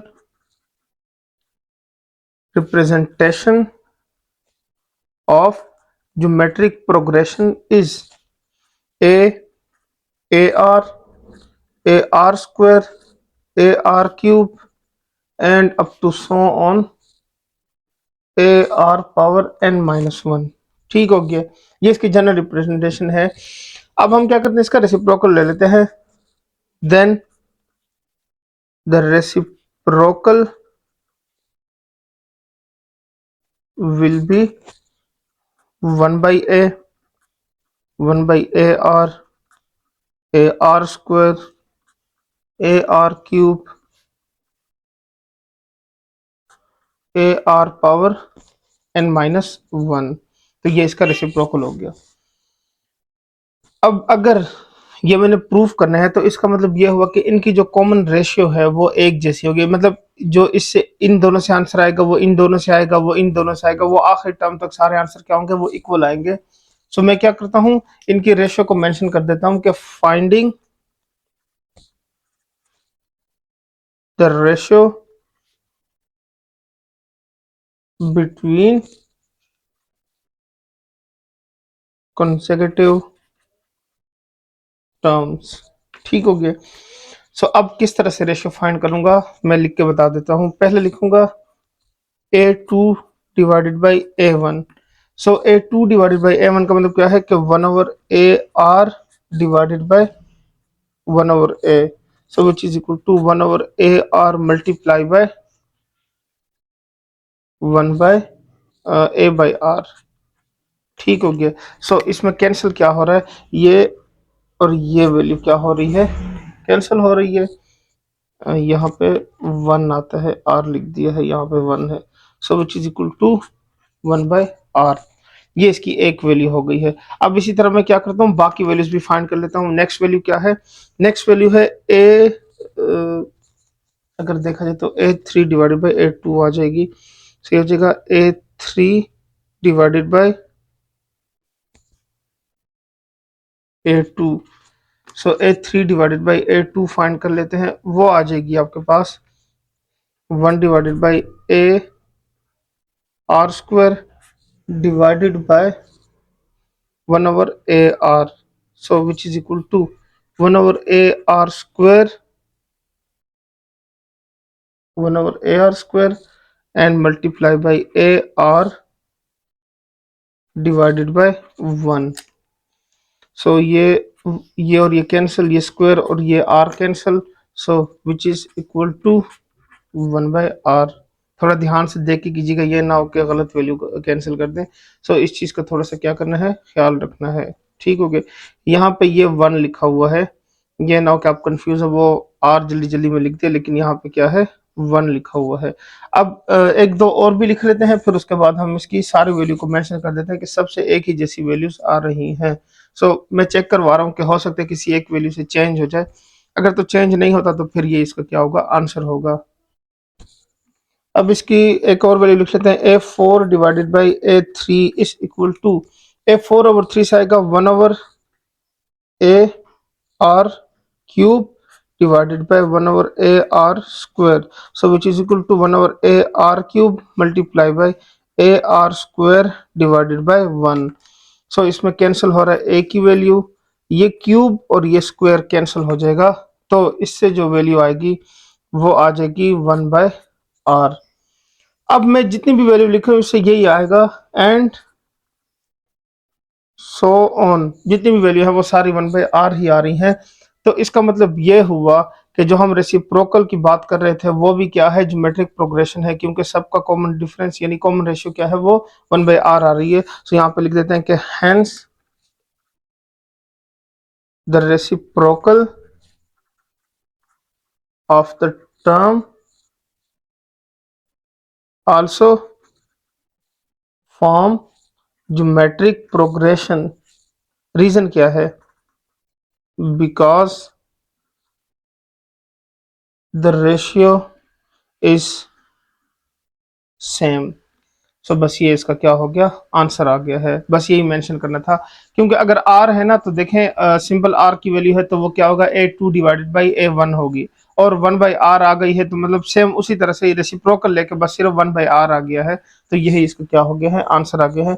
अब नेक्स्ट क्वेश्चन जो है वो इजी है बहुत ज्यादा। रीजन क्या है, सिंपल हमने ज्योमेट्रिक मीन फाइंड करना है क्वेश्चन नंबर 8 में, तो चलिए उसको देख लेते हैं। Find the geometric mean between 3.14 and 2.71। इनके दरमियान ज्योमेट्रिक मीन फाइंड करना है। सोल्यूशन ज्योमेट्रिक मीन का फार्मूला, चले वो लिख लेते हैं। पहले ए की वैल्यू लिख लेते हैं, a 3.14 and b 2.71। So then geometric mean is equal to plus minus square root of A dot b. So plus minus square root of 3.14 multiply by 2.71, ये आ जाएगी वैल्यू। सो ये हो जाएगा plus minus square root of, इनको multiply करेंगे तो इससे आ जाएगा 8.5094। So plus minus square root of, इसको मल्टीप्लाई, सो 2.917 होल स्क्वायर, तो स्क्वायर स्क्वायर रूट कैंसिल हो जाएगा। So geometric mean is equal to plus minus 2.917। So ये इसका सिंपल क्या हो गया है, आंसर आ गया है। ठीक हो गया। वैसे अगर स्क्वायर ना भी लें तब भी इसकी डायरेक्ट वैल्यू निकाल लें तो भी आपके पास क्या होगा, 2.971 वैल्यू आ जाएगी। ठीक हो गया। सो ये इसका फर्स्ट पार्ट सिंप्लीफाई हो गया। इसके हमें 4 पार्ट्स गिवन है, तो बाकी भी फाइंड कर लेते हैं।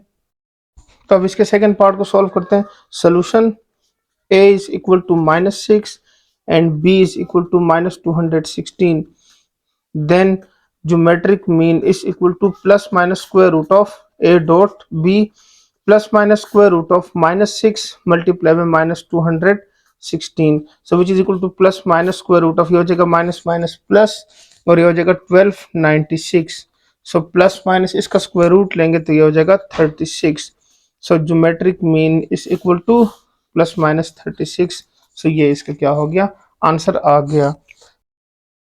थर्ड पार्ट में गिवन है कि x plus y and x minus y, x plus y comma and x minus y, ठीक हो गया।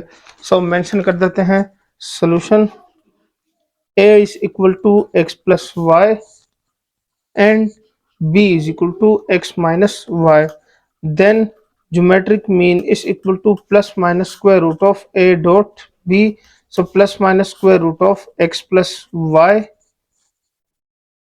और ये साथ में हो जाएगा x minus Y, so which is equal to plus minus square root of X square minus Y square, so ये इसका क्या हो गया, आपके पास आंसर आ गया। ठीक है, ये सिंप्लीफाई हो गया।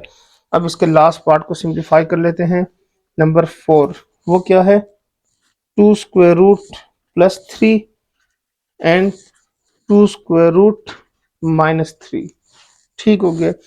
तो solution a is equal to 2 square root plus 3 and b is equal to 2 square root minus 3, then geometric mean is equal to plus minus square root of a dot b, so plus minus square root of ये हो जाएगा 2 plus 3 and 2 minus 3, ठीक हो गया। तो यहाँ पे भी अगेन ए स्क्वायर माइनस बी स्क्वायर वाला फार्मूला बन गया, सो वो वैल्यूज लिख लेते हैं। तो इससे आंसर आ जाएगा, तो इससे आंसर आएगा geometric mean is equal to plus minus square root of 2 square root whole square minus 3 square, so plus minus square root of ये और ये cancel 2 minus 9, so plus minus 7 square root, ठीक हो गया। तो इसका मतलब यह हुआ कि ये आपके पास क्या बन गया है, इमेजिनरी यानी आयोटा वाली फॉर्म आ गई है। तो इसमें मेंशन कर देंगे कि hence geometric mean does not exist, so ये इसका क्या हो गया, आंसर आ गया। सो ये आपका क्वेश्चन नंबर 8 सिंप्लीफाई हो गया। क्वेश्चन नंबर 9 के भी दो पार्ट्स हैं, उसमें क्या कह रहे हैं, जिस तरह से ऊपर पिछले वाले एक्सरसाइज में हमने देखा था कि वैल्यूज गिवन होती थी, दो वैल्यूज, तो उसके दरमियान में हमें 3 या 4 जो है वो अरिथमेटिक मीन की वैल्यूज फाइंड करने को कहा गया था। यहाँ पे भी जब नेक्स्ट क्वेश्चन उसमें ऐसा ही कह रहे हैं कि insert 2 geometric means between question number 9, ठीक है। इंसर्ट करना है, फर्स्ट पार्ट है इसका कि 2 geometric means between 3 square root and 3, दो ज्योमेट्रिक मीन क्या करने हैं, हमने इंसर्ट करने हैं। तो उसके लिए सिंपल क्या होगा, पहले सपोज कर लेते हैं कि G1, क्योंकि हमने इसका फार्मूला पढ़ लिया है अभी, इसकी जब मैंने कंसेप्ट समझाया था उसमें मैंने इसका फार्मूला भी लिखवा दिया था और तरीका बता दिया था कि कैसे आपने क्या करना है, ज्योमेट्रिक मीन की वैल्यूज को लिखना है। तो उसके अकॉर्डिंग क्या करते हैं, पहले इसको लिख लेते हैं solution. Let's suppose that G1 G2 are the two geometric means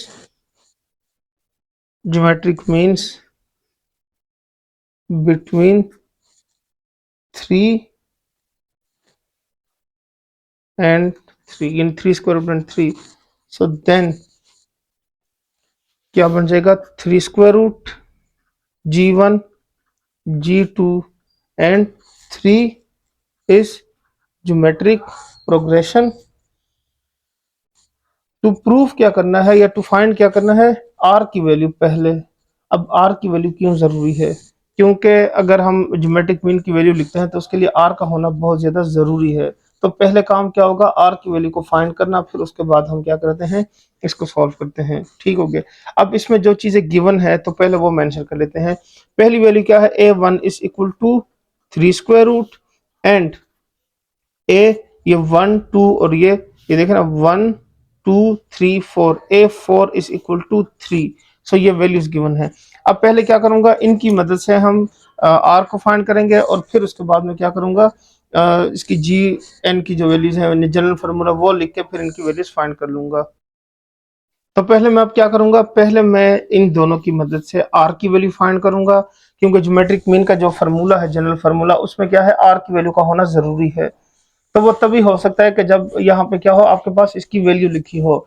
अब ए एन की वैल्यू जो है वो इक्वल होती है ए one are power N minus one. So A one भी लिखा हुआ है, ए फोर यानी एन की जगह फोर लिखा हुआ है। सो यहाँ पे आ जाएगा A four is equal to A one की जगह थ्री स्क्वायर रूट और आर की जगह आ जाएगा आपके पास as it is four minus one. ये आ गया। अब इसकी जो वैल्यू है वो क्या है, थ्री, और ये इक्वल हो जाएगा three square root r power three. ठीक हो गया। इसको मैं डिवाइड कर लेता हूं, तो ये हो जाएगा three divided by three square root is equal to R cube. फिर क्या करते हैं, इसको लिख लेते हैं three square root multiply by three square root divided by three square root. So ये दोनों cancel which is equal to R cube. So ये हो जाएगा R cube is equal to three square root. ठीक हो गया। Taking cube root on both side, so r cube whole power 1 by 3 is equal to 3 square root whole power 1 by 3। ये और ये cancel हो जाएगा, r is equal to 3 power 1 over 2 whole power 1 by 3। so r is equal to 3 power 1 by 6। so ये इसकी value आ गई है। ठीक हो गया। अब मैं क्या करता हूँ, अब मैं जनरल फार्मूला लिखता हूँ और उसकी मदद से G1 और G2 की वैल्यू फाइंड कर लेता हूँ। तो देखें वो कैसे फाइंड होंगी। Now Gn is equal to A R power N, ये इसका जनरल फार्मूला था। So G1 is equal to A R power one. So G1 is equal to three square root and three power one by six. Basis से हमें power add हो जाएंगी। So G1 is equal to three power one by two plus one by six, which implies that G1 is equal to three power six. LCM हो जाएगा, यहाँ पे आ जाएगा three plus one. So G1 is equal to three power four divided by six implies that G1 is equal to three power, ये divide हो जाएंगे तो ये हो जाएगा two divided by three. So ये G1 की वैल्यू फाइंड हो गई है। इसी तरह अब हम क्या करते हैं, इसकी सेकंड वैल्यू फाइंड करते हैं, यानी G2 की value. So a r square, so G2 is equal to three square root three power one by six whole square. So two one जार टू, टू थ्री जार सिक्स, ये आ जाएगा। तो इससे आपके पास अगेन वैल्यू आ जाएगी G2 is equal to three square root three power one by three. So ये हो जाएगा three power one over two plus one over three which is equal to three power three two are six, three plus two, so three power five by six. तो ये इसकी क्या हो गई है, सेकेंड वैल्यू आ गई है। सो मेंशन कर देंगे कि द ज्योमेट्रिक मीन बिटवीन, क्या मेंशन करते हैं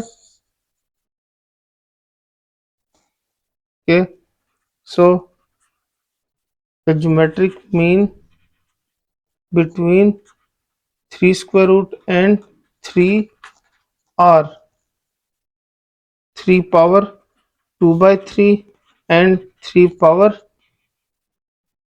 फाइव बाई सिक्स। तो ये इसका क्या हो गया, आंसर आ गया। ये वाला जो क्वेश्चन है ये आपकी बुक में नहीं लिखा हुआ। ठीक हो गया। ये मैंने सिलेबस के अकॉर्डिंग मैंने खुद से करवाया है आपको एक क्वेश्चन समझाने के लिए कि अगर बुक से क्वेश्चन ना भी आए तो आपने कैसे सॉल्व करना है। ठीक हो गया। सो ये वाला क्वेश्चन जब आपको बुक में नहीं मिलेगा, ये मैंने खुद से लिखा, खुद से करवाया है। अब जो नेक्स्ट क्वेश्चन है जो आपकी बुक में मेंशन है वो भी मैं सॉल्व करा देता हूँ, लेकिन एक मैंने चलो सोचा कि आपको सिलेबस के अकॉर्डिंग भी थोड़ा सा पढ़ा दिया जाए। तो अब मैं क्या करता हूँ, क्वेश्चन नंबर 9 के जो बुक में पार्ट्स लिखे हुए हैं वो भी सिंप्लीफाई कर देता हूँ। एक मैंने सिलेबस के अकॉर्डिंग, चूंकि बुक में से मैंने क्वेश्चन नहीं लिया था ताकि आपकी प्रैक्टिस भी होती रहे साथ साथ, तो इसलिए कोशिश मैं यही करूँगा, जैसे ही इंशाल्लाह जब ये कोर्स कवर हो जाएगा तो इस तरह हर एक्सरसाइज ये चैप्टर में से मैं सिलेबस के अकॉर्डिंग बहुत सारे क्वेश्चन जो है वो अपलोड करता रहूँगा साथ साथ, ताकि पेपर की आपकी अच्छी तैयारी हो जाए। लेकिन फिलहाल जो है वो बुक का ही कवर करेंगे, तो एक आधा क्वेश्चन मैं साथ साथ कोशिश करूंगा कि दरमियान में ऐड करता जाऊं टाइम के हिसाब से। ठीक हो गया।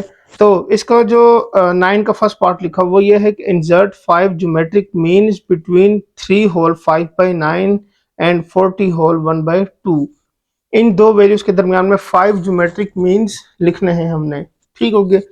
तो सोल्यूशन लिखना क्या है, late suppose that G1, G2, G3, G4 and G5, यानी पांच जो है वो ज्योमेट्रिक मीन्स फाइंड करने। So R 5 geometric means between 3 whole 5/9 and 40 whole 1/2। तो इनके दरमियान में ज्योमेट्रिक मीन्स है। तो इसको हम लिख सकते हैं इस तरह से कि 3 whole 5/9 coma G1, G2, G3, G4 and G5, और लास्ट में आ जाएगा 40 होल 1/2। तो ये जो मिक्स फ्रैक्शन में यानी जो वैल्यू लिखी हुई है इसको मैं सिंपल फ्रैक्शन में पहले कन्वर्ट कर लेता हूँ ताकि सॉल्व करने में क्या हो, आसानी हो।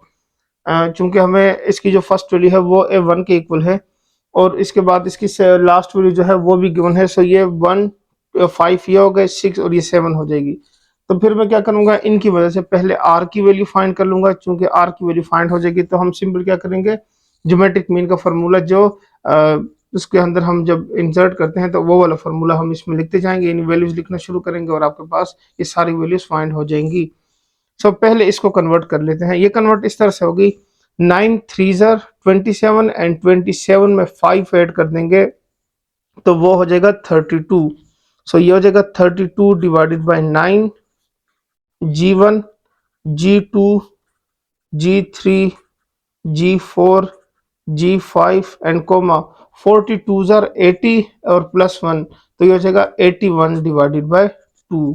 तो ये इसकी क्या हो गई है, वैल्यूज आ गई हैं। अब यहाँ पे मेंशन कर देता हूँ, क्या मेंशन कर देता हूँ, इस ज्योमेट्रिक प्रोग्रेशन, ये भी लिखना जरूरी है।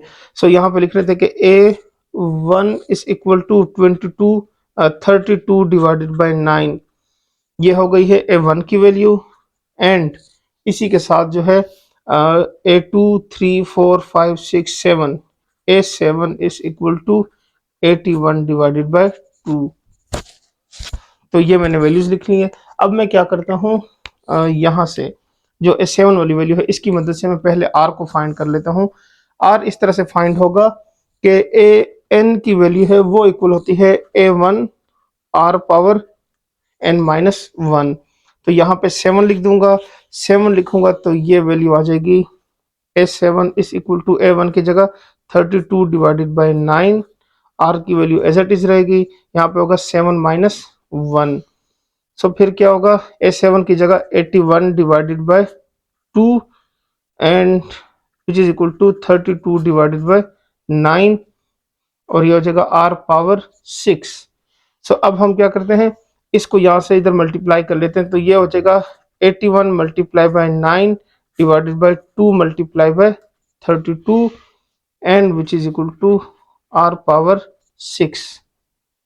सो ये जो वैल्यूज हैं ये कैंसिल नहीं होती, तो इसका मतलब ये हो कि इसको हम मल्टीप्लाई करेंगे, 9 1 9 एंड 9 8 72, ये हो जाएगा, और इससे हो जाएगा 64 is equal to R power 6। ये इसकी वैल्यू आ गई है।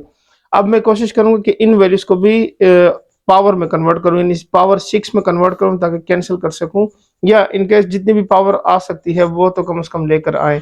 तो देख लें, इसको सॉल्व करेंगे तो ये हो जाएगा, एलसीएम मेथड से ही सॉल्व होगा। सो पहले 64 को कर लेता हूं ताकि आपको समझ आ जाए।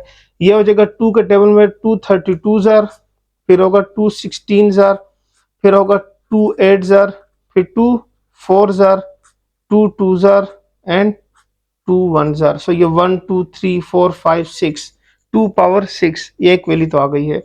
नेक्स्ट इसी तरह से हम क्या करते हैं, 729 को भी सॉल्व कर लेते हैं। तो 729 को डिवाइड कर देते हैं 3 के साथ में, भी उसमें से डिवाइड हो जाएगा 729 डिवाइडेड बाई 3, तो ये हो जाएगा 3 के साथ 243। फिर इसको अगेन 3 के साथ डिवाइड कर लेते हैं, डिवाइडेड बाई 3, सो ये हो जाएगा 81। फिर इसको 3 के साथ करते हैं तो ये हो जाएगा 27। 27 को 3 के साथ करेंगे तो आ जाएगा 9। फिर 9 को डिवाइड करेंगे तो आएगा 3 3 जार, और ये हो जाएगा 3 1 जार। सो 1 2 3 4 5 6। तो इसका मतलब ये हुआ कि ये वैल्यूज क्या हो गई हैं, कन्वर्ट हो गई हैं। इसको जरा सेपरेट कर लेते हैं ताकि कंफ्यूजन ना हो। ये जो काम है ये रफ वर्क का काम था, लेकिन आपको समझाने के लिए मैंने यहीं पे लिख दिया है। सो यहाँ पे मेंशन कर देता हूँ कि ये रफ वर्क है, तो इसका क्वेश्चन के साथ कोई खास रिलेशन नहीं है। ये आप वैसे खुद भी सिंप्लीफाई कर सकते हैं, क्वेश्चन में ना लिखे भी, लेकिन चूंकि जब आप सॉल्व कर रहे हैं तो ज़रूरी है कि आप थोड़ा सा इसको मेंशन कर लें ताकि समझने में क्या हो, आसानी हो। सो अब ये हो जाएगा 3 power 6 divided by 2 power 6 is equal to are power 6। So ये हो जाएगा are power 6 is equal to 3/2 whole power 6। अब 6th रूट ले लेते हैं, यानी टेकिंग 1/6 ऑन बोथ साइड, ठीक हो गया, एज अ पावर में ले लेते हैं। सो ये हो जाएगा are power 6 whole power 1/6 is equal to 3/2 power 6 and whole power 1/6। तो इसमें से जो वैल्यूज कैंसिल हो रही है, ये 6 6 के साथ, ये 6 इस 6 के साथ कैंसिल हो जाएगी वैल्यू। सो आर फाइंड हो जाएगा, आर इज इक्वल टू 3/2। तो आर की वैल्यू तो फाइंड हो गई है। अब क्या करते हैं, अब ज्योमेट्रिक मीन्स की वैल्यू जो है, यानी G1 G2 G3 and up to सो ये सारी वैल्यूज क्या करते हैं, फाइंड करते हैं। तो मेंशन कर लेते हैं कि now Gn is equal to AR power n। सो ये बेसिक फार्मूला है, ये मैंने पहले लिख लिया। अब मैं आगे वैल्यूज लिखता जाऊंगा और उस हिसाब से ये सॉल्व कर लूंगा। सो पहली वैल्यू क्या है, G1 की, G1 फाइंड करेंगे। So G1 is equal to A one जो है वो क्या है, ए के ही इक्वल है, वो पहले बता चुका हूँ कि ए जो है वो A1 ही है बेसिकली। अगर आपको कंफ्यूजन हो तो आप यहाँ पे A1 लिख लें ताकि ये ना हो कि ए कहाँ से आ जाता है। सो इसलिए यहाँ पे ये वैल्यू हो जाएगी, यहाँ पे हो जाएगी are power 1। So G1 is equal to A1 की वैल्यू जो है वो गिवन थी, फर्स्ट जो थी वो थी 32 डिवाइडेड बाई 9, और आर की वैल्यू हमने फाइंड की है वो क्या है, 3/2। सो इसमें कैंसिल जो है वैल्यूज हो रही है वो कैंसिल कर लेते हैं। ये हो रहा है 3 1 जार 3, 3 3 जार 9, 2 1 जार 2 एंड 2 16 जार 32। So G1 is equal to 16 divided by 3। ये G1 की वैल्यू फाइंड हो गई है। इसी तरह नेक्स्ट वैल्यू फाइंड कर लेते हैं G2 की। सो वो हो जाएगा A1R स्क्वायर। तो यहाँ पे G2 is equal to 32 divided by 9 and 3/2 whole square. So ये हो जाएगा 32 divided by 9 and 3 3 jar 9 divided by 2 2 jar 4। तो जो कैंसिल हो रहा है वो कैंसिल कर दें, इस 9 को 9 के साथ, 4 1 जार 4, 4 8 जार 32। So G2 is equal to 8। ये हो गया आपके पास G2 की वैल्यू। सो अब मैं नेक्स्ट क्या करता हूँ, इसकी बाकी वैल्यूज भी फाइंड कर लेता हूँ।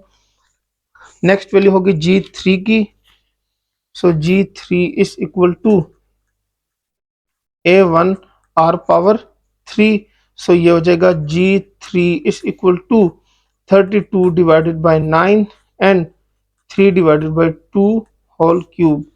तो यहाँ से आ जाएगा 32 डिवाइडेड बाय 9, और ये हो जाएगा 3 3 jar 9, 9 3 jar 27 divided by 2 2 jar 4, 4 2 जार 8। सो यहाँ से वैल्यू आ जाएगी 9 1 जार 9, 9 3 जार 27, 8 1 जार 8, 8 4 जार 32। सो 4 3 जार 12। A3 is equal to G3 is equal to 12।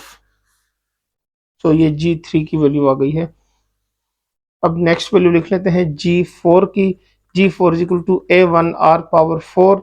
So which is equal to A1 की वैल्यू 32 डिवाइडेड बाय 9, और यहाँ पे इसकी जगह लिखेंगे 3/2 whole power 4। So 32 divided by 9, इसको 4 टाइम मल्टीप्लाई करेंगे, इन 27 मल्टीप्लाई बाय 3 करेंगे तो वो हो जाएगा 81 डिवाइडेड बाय 8 टू ज़र 16। सो ये हो जाएगा 16 1 ज़र 16, 16 2 ज़र 32, 9 1 ज़र 9, 9 9 ज़र 81। सो ये हो जाएगा G4 इज इक्वल टू 9 2 ज़र 18। ये इसकी 4 वैल्यू फाइंड हो गई है। अब इसकी लास्ट वैल्यू फाइंड कर लेते हैं G5 की। G5 is equal to A1R power 5. So 32 divided by 9 and 3 by 2 whole power 5. So ये हो जाएगा 32 by 9 और इससे मल्टीप्लाई करके लिखेंगे तो 81 आया था, 81 को 3 से करेंगे तो आएगा 243 डिवाइडेड बाय 32। तो इससे क्या होगा, ये 32 ये 32 कैंसिल और यहाँ से होगा 9 1 ज़र 9 और 43 को डिवाइड कर देंगे 243 डिवाइडेड बाय 9 तो आ जाएगा 27। सो ये कैंसिल होके 27 आ गया। ठीक हो गया। सो G5 इज इक्वल टू 27। ये इनकी क्या हो गई हैं, वैल्यूज फाइंड हो गई हैं। सो अब लास्ट में क्या कर देंगे, मेंशन कर देंगे जो वैल्यूज हमने फाइंड की हैं कि so the geometric mean between 32 या 32 बाई 9 लिखे या वो जो दूसरी फॉर्म जो गिवन थी उसी फॉर्म में लिख लें तो भी ठीक है, तो जिस तरह से आपकी मर्जी उसको लिख सकते हैं। यहाँ पे मेंशन कर लेते हैं कि so the geometric means between, तो वो जो फॉर्म थी क्वेश्चन वाली 3 whole 5 by 9 and 40 whole 1 by 2 और तो वो कौन कौन सी वैल्यूज फाइंड हुई हैं। पहली वैल्यू जो है वो फाइंड हुई थी 16 by 3, 16 by 3 comma, next value find हुई थी 8, फिर फाइंड हुई है 12, फिर 18 एंड 27। ठीक हो गया। सो ये इसका क्या हो गया है, आपके पास आंसर आ गया है। तो अब इसके सेकंड पार्ट को सिंप्लीफाई करते हैं। इसमें कह रहे हैं कि insert 6 geometric means between 14 and -7 by 64। तो इसको सॉल्व कर लेते हैं। सपोजिशन करेंगे कि late suppose that G1 2 3 4 5 and 6 और 6 geometric means between 14 and -7 by 64। Then हम क्या करेंगे, 14 G1 G2 3 4 5 6 and -7 by 64 is geometric progression. ठीक हो गया। इसको जो ज्योमेट्रिक प्रोग्रेशन में लिखते हैं तो इसमें जो फर्स्ट वैल्यू है यानी 14 वाली वो क्या है, A1 के इक्वल है 14 एंड सेकेंड वैल्यू क्या है A1 2 3 4 5 6 7 8 यानी A8 is equal to -7 divided by 64। तो अब मैं क्या करूंगा, पहले R की वैल्यू को फाइंड करूंगा। R की वैल्यू कैसे फाइंड होगी वो देख लें। वो इस तरह फाइंड होगी कि यहाँ पे हम लिखेंगे कि AN is equal to A1 R power n-1। इसमें अब मैं A8 लिख देता हूँ। A1 की वैल्यू यहाँ पे है 14, R की वैल्यू क्या है 8 -1। ठीक हो गया। इसकी जगह लिखूंगा -7 divided by 64 is equal to ये हो जाएगा 2 मल्टीप्लाई बाय 7 और यहाँ पे हो जाएगा R पावर 7। ठीक हो गया। अब ये 2 मल्टीप्लाई की फॉर्म में क्यों लिखा है, ताकि 7 और इस 7 को क्या कर सकूं, कैंसिल कर सकूं। सो ये हो जाएगा -1/64 is equal to 2 multiply by R power 7। इस 2 से डिवाइड कर लेते हैं। So -1/64 multiply by 2 is equal to R power 7। So ये हो जाएगा R7 इज इक्वल टू -1/128। अब मैं क्या करता हूँ, इसकी पावर को सिंप्लीफाई कर लेता हूँ। पावर किस तरह सिंप्लीफाई करूंगा, यहाँ पे लिख लेते हैं रफ वर्क कर लेते हैं 128 264 जार, फिर अगेन 232 जार, फिर 216 जार, फिर 28 jar, 24 jar, 22 jar and 21 jar, 1 2 3 4 5 6 7। तो इसका मतलब ये हुआ कि r power 7 is equal to -1/2 power 7। चूंकि ऑड पावर है तो इस नेगेटिव पे इफेक्ट नहीं होगा, ठीक हो गया। तो इसको मैं लिख सकता हूं -1/2 whole power 7 taking power as 1/7 या टेकिंग एक्सपोनेंट एज 1/7। सो ये हो जाएगा r7 whole power 1/7 -1/2 7 whole power 1/7, ठीक हो गया। सो इसमें से ये 7 7 कैंसिल, ये इसके साथ कैंसिल हो जाएगा और वैल्यू आपके पास आ जाएगी r इज इक्वल टू -1/2। सो ये आपके पास क्या है, इसकी वैल्यू आ गई है।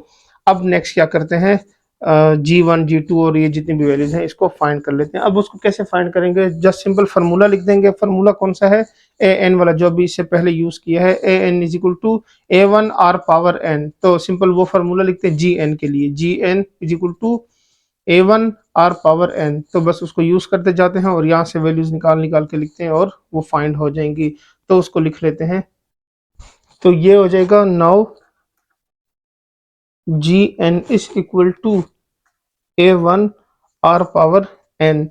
So G1 is equal to A1 R power 1. So G1 is equal to 14 and R की वैल्यू क्या है, -1/2 पावर 1 ही आएगा सिंपल। सो इसमें जो कैंसिल हो रहा है वो कर लेते हैं, 2 1 जार 2, 2 7 जार 14। So G1 is equal to -7। ये इसकी क्या है, फर्स्ट वैल्यू फाइंड हो गई है। अब next G2 is equal to A1 R square. So G2 is equal to 14 multiply by -1/2 whole square. So ये हो जाएगा 14 इंटू 1/4 इंटू 2 जार 4। सो ये कैंसिल होगा, 2 2 जार 4 एंड 2 7 जार 14। So G2 is equal to 7/2। ये इसकी क्या हो गई है, वैल्यू आ गई है G2 की। अब नेक्स्ट वैल्यू फाइंड करते हैं G3 की। So G3 is equal to A1 R cube which is equal to 14 and -1/2 whole cube, ठीक हो गया। सो ये हो जाएगा 14 -1 डिवाइडेड बाय 8। नेगेटिव साइन जो है इस और नंबर की वजह से नेगेटिव ही रहेगा।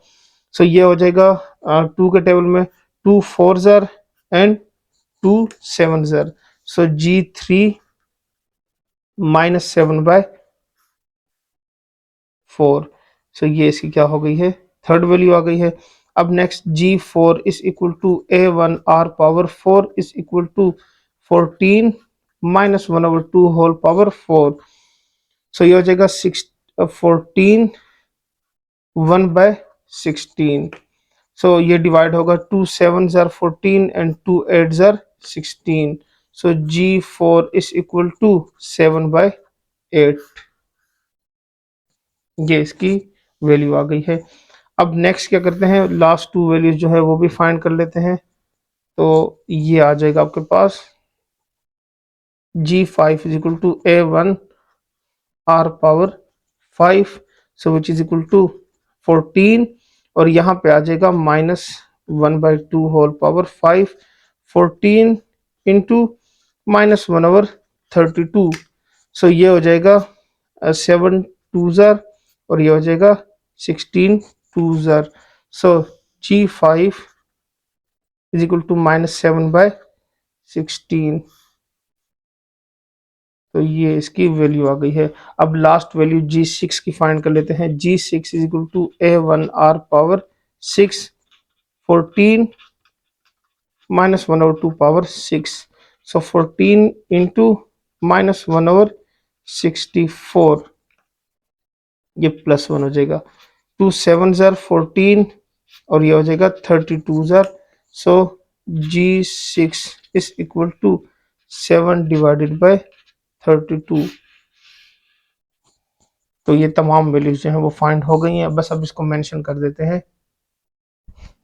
तो लिखेंगे कि so the geometric means between 14 and -7/64 are. तो वन बाय वन सारी वैल्यूज लिख लेते हैं। पहली वैल्यू से आया था -7, ठीक हो गया।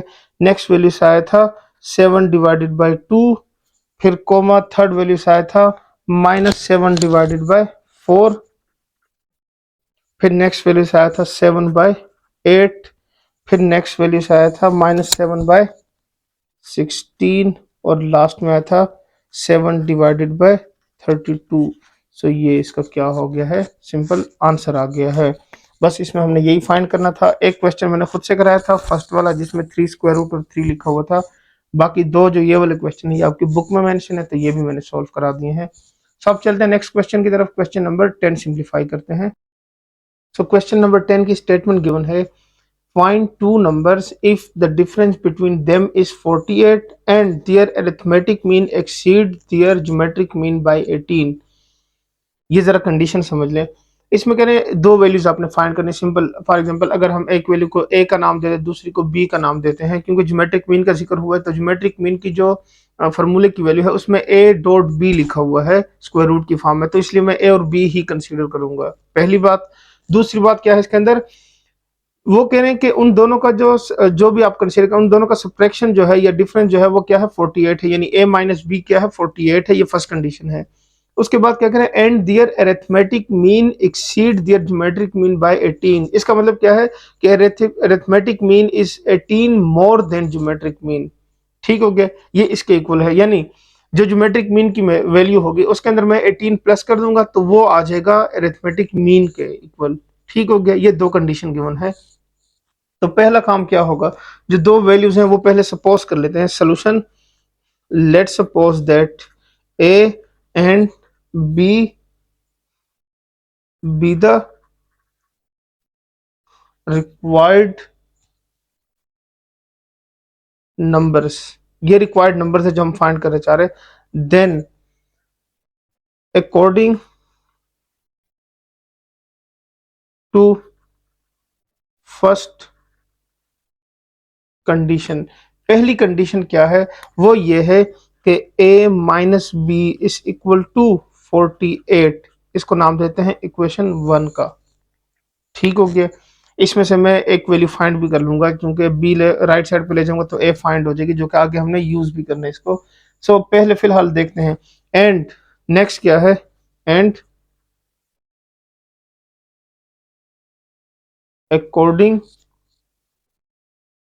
To second condition. Second condition क्या है कि geometric mean plus 18 is equal to arithmetic mean, ठीक हो गया। क्योंकि उसमें गिवन था arithmetic mean is 18 more than geometric mean, यानी ज्योमेट्रिक मीन के साथ 18 प्लस करें तो उससे जो आंसर आता है वो अरिथमेटिक मीन के इक्वल है। सो इसका मतलब ये हुआ कि इसकी जगह हम वैल्यूज लिख सकते हैं। ज्योमेट्रिक मीन का फार्मूला क्या है, square root of A dot B plus 18 is equal to A plus B divided by 2। ये अरिथमेटिक मीन का फार्मूला है। सो क्या करते हैं, इसकी जगह ये जो वैल्यू है ये इधर मल्टीप्लाई कर लेते हैं। So 2 into A dot B plus 2 multiply by 18 is equal to A plus B, ठीक हो गया। सो ये हो जाएगा 2 into square root of A dot B plus 18 two are 36 is equal to A plus B. So इस value को मैं नाम देता हूं इक्वेशन नंबर 2 का। अब मैं क्या करता हूं, इक्वेशन 1 की मदद से ए की वैल्यू निकाल लेता हूं। Using equation 1, a minus b is equal to 48 and implies that a is equal to b plus 48, ठीक हो गया। ये जो वैल्यू है ये मैं लिख लेता हूं पुट इन इक्वेशन नंबर 2, ठीक हो गया। So putting a is equal to b plus 48 into equation number 2। So equation 2 में लिखने से क्या होगा, 2 into square root of A की जगह ये आ जाएगी बी प्लस, यानी बी एज इट इज रहेगा, यहाँ पे हो जाएगा B plus 48 plus 36 is equal to B plus 48 plus B. ठीक हो गया। सो ये आपके पास क्या है, इसकी वैल्यू आ गई है। अब मैं क्या करता हूँ, इसको ऐड कर लेता हूँ, इसको मल्टीप्लाई करता हूँ, देखते हैं कि इसको कैसे सॉल्व कर सकते हैं। सो ये वैल्यू आ जाएगी आपके पास 2 square root of B square plus 48 B plus 36 is equal to 2b plus 48। इस 36 को राइट साइड पे ले जाते हैं। So 2 into square root of B square plus 48b is equal to 2b plus 48 minus 36। So 48 minus 36 कर लेते हैं तो ये हो जाएगा 12। So 2 square root of B square plus 48b is equal to 2b plus 12। अगर मैं इन दोनों से 2 कॉमन ले लेता हूँ तो ये हो जाएगा B square plus 48 B is equal to B plus 6। ठीक हो गया। सो ये इसकी क्या हो जाएगी, वैल्यू आ जाएगी। अब नेक्स्ट स्टेप में क्या करते हैं, इस 2 को और लेफ्ट साइड और राइट साइड के दोनों 2 को यहाँ से हम क्या कर लेते हैं, कैंसिल कर लेते हैं। सो कैंसिल होके अब ये वैल्यू आ जाएगी square root of B square plus 48 B is equal to B plus 6। So square root को खत्म करने के लिए क्या किया जाता है, taking square on both side. So B square plus 48 B whole square and B plus 6 whole square, square and square root cancel. So B square plus 48 B is equal to square plus 6 square plus 2 multiply B multiply by 6। So B square plus 48 B is equal to B square plus 36 plus 12 B. सो दोनों side पे एक value cancel हो रही है, वो B स्क्वायर और बी स्क्वायर की। So 48 B is equal to 36 plus 12 B. इसको लेफ्ट साइड पे ले जाते हैं। 48 B minus 12 B is equal to 36। तो 48 में से माइनस कर देते हैं 12 को, तो वैल्यू आ जाएगी 36। So 36 B is equal to 36। So B is equal to 36 over 36, ये 6 लिखा हुआ है, ये और ये कैंसिल हो गया, which implies that b is equal to 1।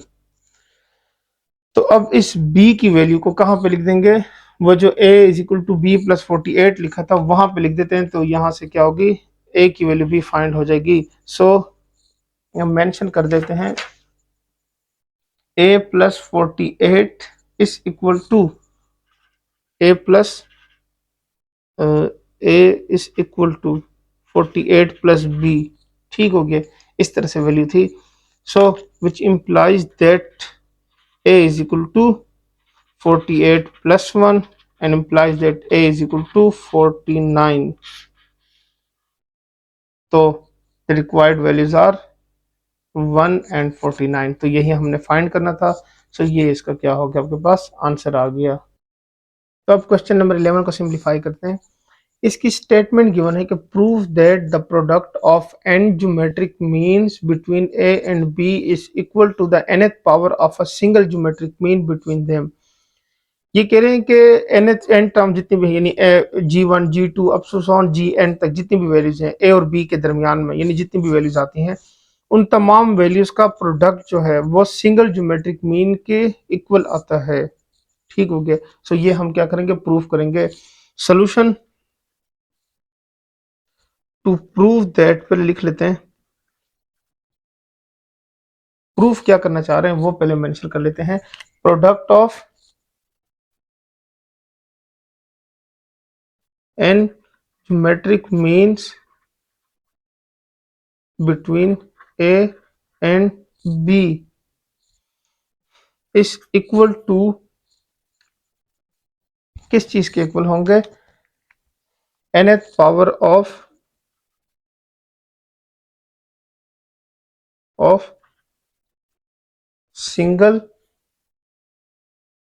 Geometric mean between them, single geometric mean. तो हमने इसको बिटवीन देम, ठीक हो गया, ये हमने प्रूफ करना है। तो इसके लिए मैं क्या करता हूँ, इसके लिए पहले मैं लिख लेता हूँ कि जो हम सॉल्व करना चाह रहे हैं वो बेसिकली है क्या, क्योंकि वाज़ेह होगी तो फिर आपको सॉल्व करने में भी आसानी होगी। That is G1, G2, G3 and up to so on Gn is equal to A B. ये तो वैल्यू है इनकी, इन तमाम वैल्यूज की मल्टीप्लिकेशन और इसकी nth पावर जो है इन इस वैल्यू की वो क्या होती है, इक्वल आती है, ठीक हो गया। सो अगर ये वैल्यूज जो है वो ए और बी के दरमियान में है, तो यहाँ पर लिख लेते हैं let suppose that G1, G2, G3 and up to so on Gn और n geometric means between A and B, then इसको लिख सकते हैं कि A comma G1, G2, G3, Gn and comma B, यहाँ तक की जो वैल्यू है ये बेसिकली क्या होंगी, ज्योमेट्रिक प्रोग्रेशन हो जाएंगी। तो मेंशन भी कर देते हैं कि ये क्या है आपके पास, इज ज्योमेट्रिक प्रोग्रेशन, ठीक हो गया, ये तो मेंशन कर दिए। अब फाइंड क्या करना चाह रहे हैं वो लिख लेते हैं, ठीक हो गया। तो मैं यहाँ पे लिख लेता हूँ टू फाइंड, पहले क्या फाइंड कर लेते हैं, कोई फार्मूला बना लेते हैं इसके लिए ताकि आसानी हो जाए। आर की वैल्यू का होना जरूरी है, ठीक हो गया। So A N is equal to A R power N minus one, ये हो गई वैल्यू। सो ए एन की वैल्यू क्या है, यानी लास्ट टर्म जो है वो क्या है, बी के इक्वल है। So B is equal to A one की जगह देखें ए ही लिखा हुआ है, यहाँ बेशक मेंशन कर दें। तो आर की वैल्यू जो है वो एज इट इज रहेगी, एन की जगह आ जाएगा N plus two minus one, ठीक हो गया। ये बेसिकली आया किस तरह से है ये मैं समझा देता हूँ, यहाँ पे लिख के कि A one is equal to A and ये जो वैल्यू है ए एन प्लस टू ये इक्वल है बी के इक्वल, ठीक हो गया। तो इसकी जगह एन की जगह एन प्लस टू लिखेंगे तो यहाँ पे वैल्यू बी आ जाएगी, लेकिन यहाँ पे एन की जगह पे चेंज होकर क्या होगा, N minus two plus N plus two minus one आ जाएगा। सो ये ए से डिवाइड कर लेते हैं, B over A is equal to are power N plus one, ठीक हो गया।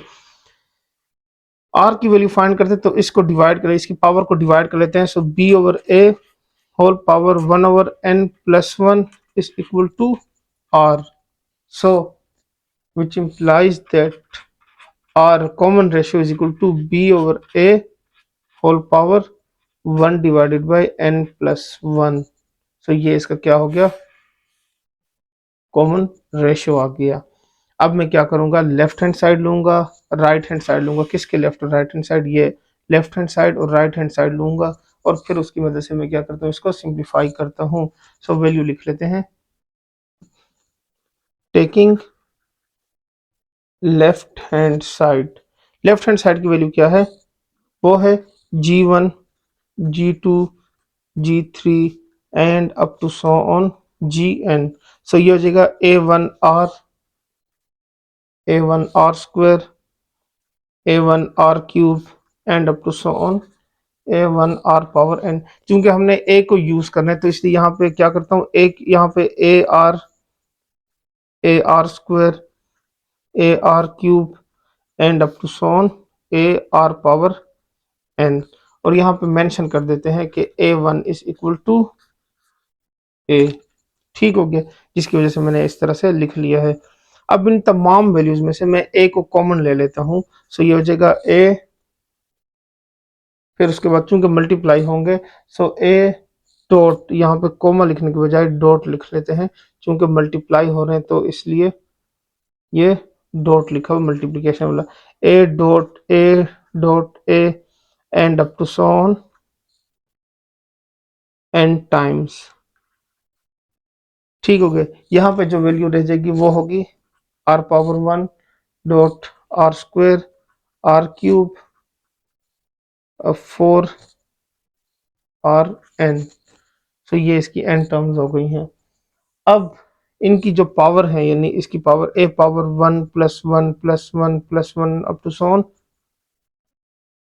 एन टाइम्स, और यहाँ से जो वैल्यू है वो हो जाएगी are power 1 plus 2 plus 3 plus 4 and up to so on N. ठीक हो गया, ये इसकी वैल्यू आ गई है। सो ये एन टर्म्स हैं, तो इसका मतलब ये होगा कि इसको लिख सकते हैं ए पावर एन इंटू ये हो जाएगा are power N into N plus 1 divided by 2। ठीक हो गया, ये बेसिक फार्मूला है, इसको इस फॉर्म को खत्म करने के लिए ये लिखा जाता है।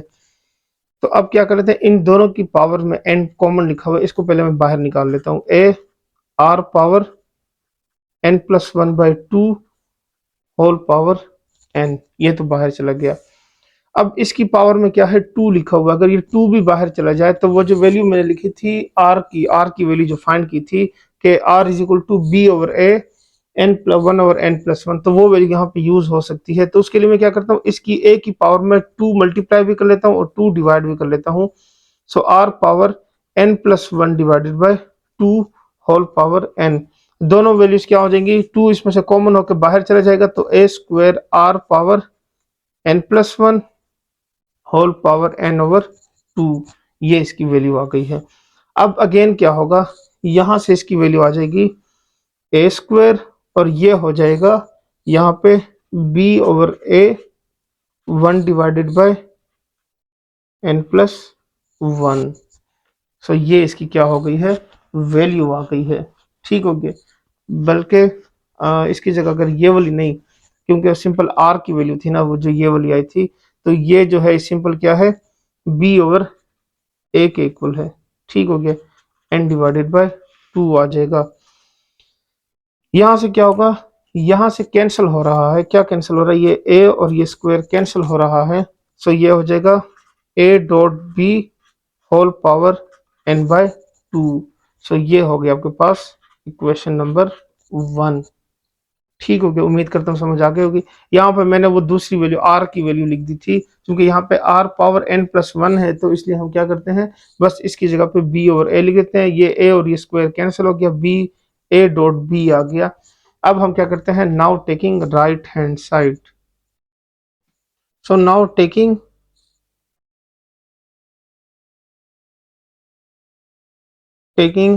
Right hand side. Right hand side पे क्या है, सिंगल ज्योमेट्रिक मीन, यानी g is equal to square root of A B. तो taking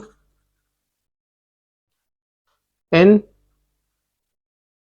power on both side, so g power n is equal to a dot p square root whole power n।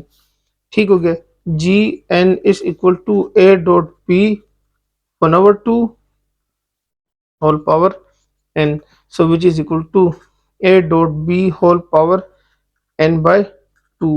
So G N, ये हो गया आपके पास equation number 2। अब equation 1 और equation 2 को compare कर लें तो वो दोनों क्या है, इक्वल आ रही हैं। सो फ्रॉम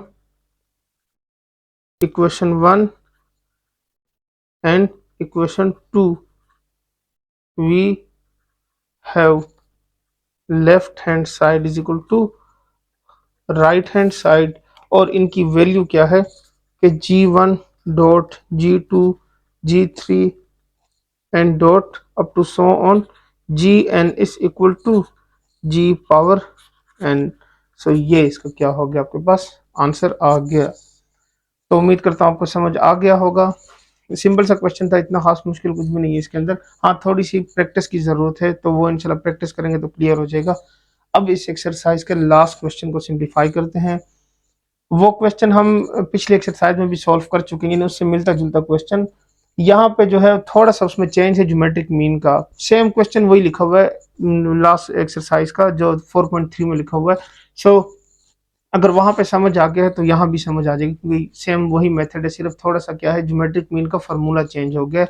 सो देख लेते हैं कि लिखा क्या हुआ है उसमें। तो क्वेश्चन नंबर 12 की स्टेटमेंट गिवन है कि for what value of N A power N plus one plus B power N plus one divided by A power N plus B power N is the geometric mean between A and B. ये कह रहे हैं कि ए और b के दरमियान में geometric mean की ये वैल्यू आती है, तो एन की वैल्यू यहाँ पे जो एन है ये क्या होगा, यानी एन टर्म्स होती है बेसिकली, तो ये वैल्यू हमने फाइंड करनी है। सेम यही क्वेश्चन जो है वो हमने 4.3 में अरिथमेटिक मीन के लिए भी फाइंड किया था। सो यहाँ पे भी सेम वही काम करना है, बस वहां पे क्या किया था, अरिथमेटिक मीन का formula a plus B over 2 लिखा था। यहाँ पे ज्योमेट्रिक मीन का फॉर्मूला क्या होगा, स्क्वायर रूट ए बी आ जाएगा, बस इतना सा फर्क आएगा। तो वैल्यू सॉल्व कर लेते हैं, थोड़ा सा चेंजिंग, हाँ चेंजिंग है उसके अंदर, चूंकि ए और बी की वैल्यूज में चेंज है तो उन वैल्यूज में थोड़ा सा फर्क होगा, बाकी मेथड वही है, उससे मिलता जुलता ही है। सो इसको देख लेते हैं। Solution given that a power n plus 1 plus b power n plus 1 divided by a power n plus b power n is equal to mean। Geometric mean की यहाँ पे इसकी वैल्यू लिख लेते हैं। यह हो जाएगा a n plus one plus B power n plus one divided by a n plus B power n is equal to, so value क्या है, square root of a dot b। ठीक हो गया, ये मैंने लिख लिया। ये जो डिवाइड में हो रहा है ये यहाँ जाके क्या होगा, मल्टीप्लाई हो जाएगा। सो ये a power n plus one B power n plus one is equal to a dot B whole power 1/2 into a power n plus b power n। इसके ऊपर पावर अलग अलग लिख लेते हैं, या पहले मल्टीप्लाई कर लें फिर अलग अलग लिखते हैं। यह हो जाएगा a dot B power 1/2 dot a power n plus a dot B whole power 1/2 b power n, so which is equal to a power 1/2 b power 1/2 and a power n, a power 1/2 b power 1/2 and b power n। तो basis same हो तो power क्या हो जाती है, add हो जाती हैं। सो a power n plus 1/2 dot b power 1/2 plus यहाँ पे क्या होगा, b power 1/2 plus n and dot a power 1/2, ये इसकी क्या हो जाएगी, वैल्यू आ जाएगी। अब फिर क्या करते हैं, जो ये वाली वैल्यूज हैं इसको हम एक जगह पे ले जाते हैं। फॉर एग्जांपल किस तरह से, यहाँ पे लिखा हुआ है a power n plus one plus b power n plus one. ठीक हो गया। अगर ऐसा किया जाए कि a की वैल्यू को लेफ्ट साइड पे शिफ्ट कर दिया जाए, यानी लेफ्ट साइड पे कैसे, या इसके साथ साथ एक और काम भी हो सकता है, वो क्या है वो मैं समझाता हूँ। अब हम क्या करते हैं, इस वैल्यू के अंदर ये जो वैल्यू लिखी हुई है इस वैल्यू में देखें n प्लस वन लिखा हुआ है, अगर यहाँ पे जो वैल्यूज है यानी ये वाली ये भी हो जाए 1/2, जिस तरह से a पावर n प्लस 1/2 और यहाँ भी इस तरह की ही वैल्यू आ जाए, तो फिर ये होगा कि ये वैल्यूज हम इजीली कॉमन लेके सॉल्व कर सकते हैं। ठीक हो गया। यहाँ पे मैं लिख रहा हूँ a पावर n, इस वन की जगह मैं लिख दूं 1/2 plus 1/2 and plus b power n plus 1/2 and 1/2। ठीक हो गया। इसे देखें 2 कॉमन हो जाएगा, 1 प्लस 1 2, 2 और 2 कैंसिल होकर अगेन वही वैल्यू आ जाएगी। यहाँ पे क्या करते हैं, a power n plus 1/2 b power 1/2 plus b power n plus 1/2 a power 1/2। ठीक हो गया। फिलहाल हम इसको ऐसा ही लिखते हैं, इसमें आ जाएगी a power n plus 1/2 dot a power 1/2 plus b power n plus 1/2 b power 1/2 and which is equal to n plus 1/2 b power 1/2 and plus b power n plus 1/2 a power 1/2। अब क्या करते हैं, अब एक value जो है यानी a power n, ये वैल्यू इस साइड पे ले जाते हैं, b वाली वैल्यू राइट साइड पे ले जाते हैं ताकि सॉल्व कर सकें। तो ये हो जाएगा a पावर n प्लस 1/2 और ये लेफ्ट साइड पे आएगी minus a power n plus 1/2 b power 1/2 is equal to, ये हो जाएगा b power n plus 1/2 a power 1/2 minus B power N plus 1/2 B power 1/2। So अब इन दोनों में से क्या करते हैं, A power N plus 1/2 common ले लेते हैं। सो ये हो जाएगा A power 1/2 minus B power 1/2 which is equal to B power N plus 1/2। यहां से भी कॉमन ले लेते हैं, यह हो जाएगा A power 1/2 minus B power 1/2। सो ये जो वैल्यू है ये दोनों साइड से क्या हो रही है, यहाँ पे और यहाँ पे कैंसिल हो रही है। ठीक हो गया। तो कैंसिल होने के बाद आपके पास जो है सिंपल वैल्यूज रह जाएंगी, A power N plus 1/2 is equal to B power N plus 1/2। इसको यहाँ से डिवाइड करके यहाँ ले आते हैं तो उससे क्या होगा, यहाँ पे सिर्फ आपके पास क्या रह जाएगा, 1 रह जाएगा। तो अब डिवाइड कर लेते हैं, A power N plus 1/2 divided by B power N plus 1/2 is equal to B power N plus 1/2 divided by B power N plus 1/2। जब ये डिवाइड होंगे तो ये क्या हो जाएंगे, कैंसिल हो जाएंगे। तो कैंसिल होकर क्या होगा, 1 आंसर आ जाएगा। यहाँ से इनकी पावर एक कर लेते हैं, A divided by B whole power N plus 1/2 is equal to 1। सो ये हमने पढ़ रखा है कि अगर किसी वैल्यू के ऊपर पावर 0 आ जाए तो उससे क्या आता है, 1 आता है। सो इसको यूज कर लेते हैं, A over B whole power N plus 1/2 is equal to, यहाँ पे हो जाएगा A over B whole power 0। ठीक हो गया। तो इसका मतलब ये हुआ कि इसकी बेसिस जो है वो सेम है, तो पावर इक्वल हो जाएगी, n plus 1/2 is equal to 0। इसको राइट साइड पे ले जाएं, so n is equal to minus 1/2। So यही वैल्यू हमने क्या करनी थी, फाइंड आउट करनी थी। सो ये सिंप्लीफाई हो गया। ठीक हो गया। उम्मीद करता हूँ ये क्वेश्चन आपको समझ आ गया होगा। मैंने कोशिश की कि बस बेसिक स्टेप ही करूँ, ज़्यादा लेंथी ना करूँ, ताकि आपके लिए कंफ्यूजन ना हो इसके अंदर। सो यहाँ पे आपकी एक्सरसाइज 4.4 क्लियर हो गई है। उम्मीद करता हूँ आपने इसकी प्रैक्टिस लाजमी करनी है। ठीक हो गया, क्योंकि प्रैक्टिस करेंगे तभी आपके इसके ऊपर कॉन्सेप्ट जो है वो क्लियर हो जाएंगे। अगर लेक्चर पसंद आया है तो वीडियो को लाइक कर दें, चैनल को सब्सक्राइब कर लें और बेल आइकन को प्रेस कर लें ताकि मेरे आने वाली हर वीडियो आपको पहले मिल सके। आज के लेक्चर में इतना ही, मिलते हैं नेक्स्ट लेक्चर में, तब तक के लिए इजाज़त दें। अल्लाह हाफिज़।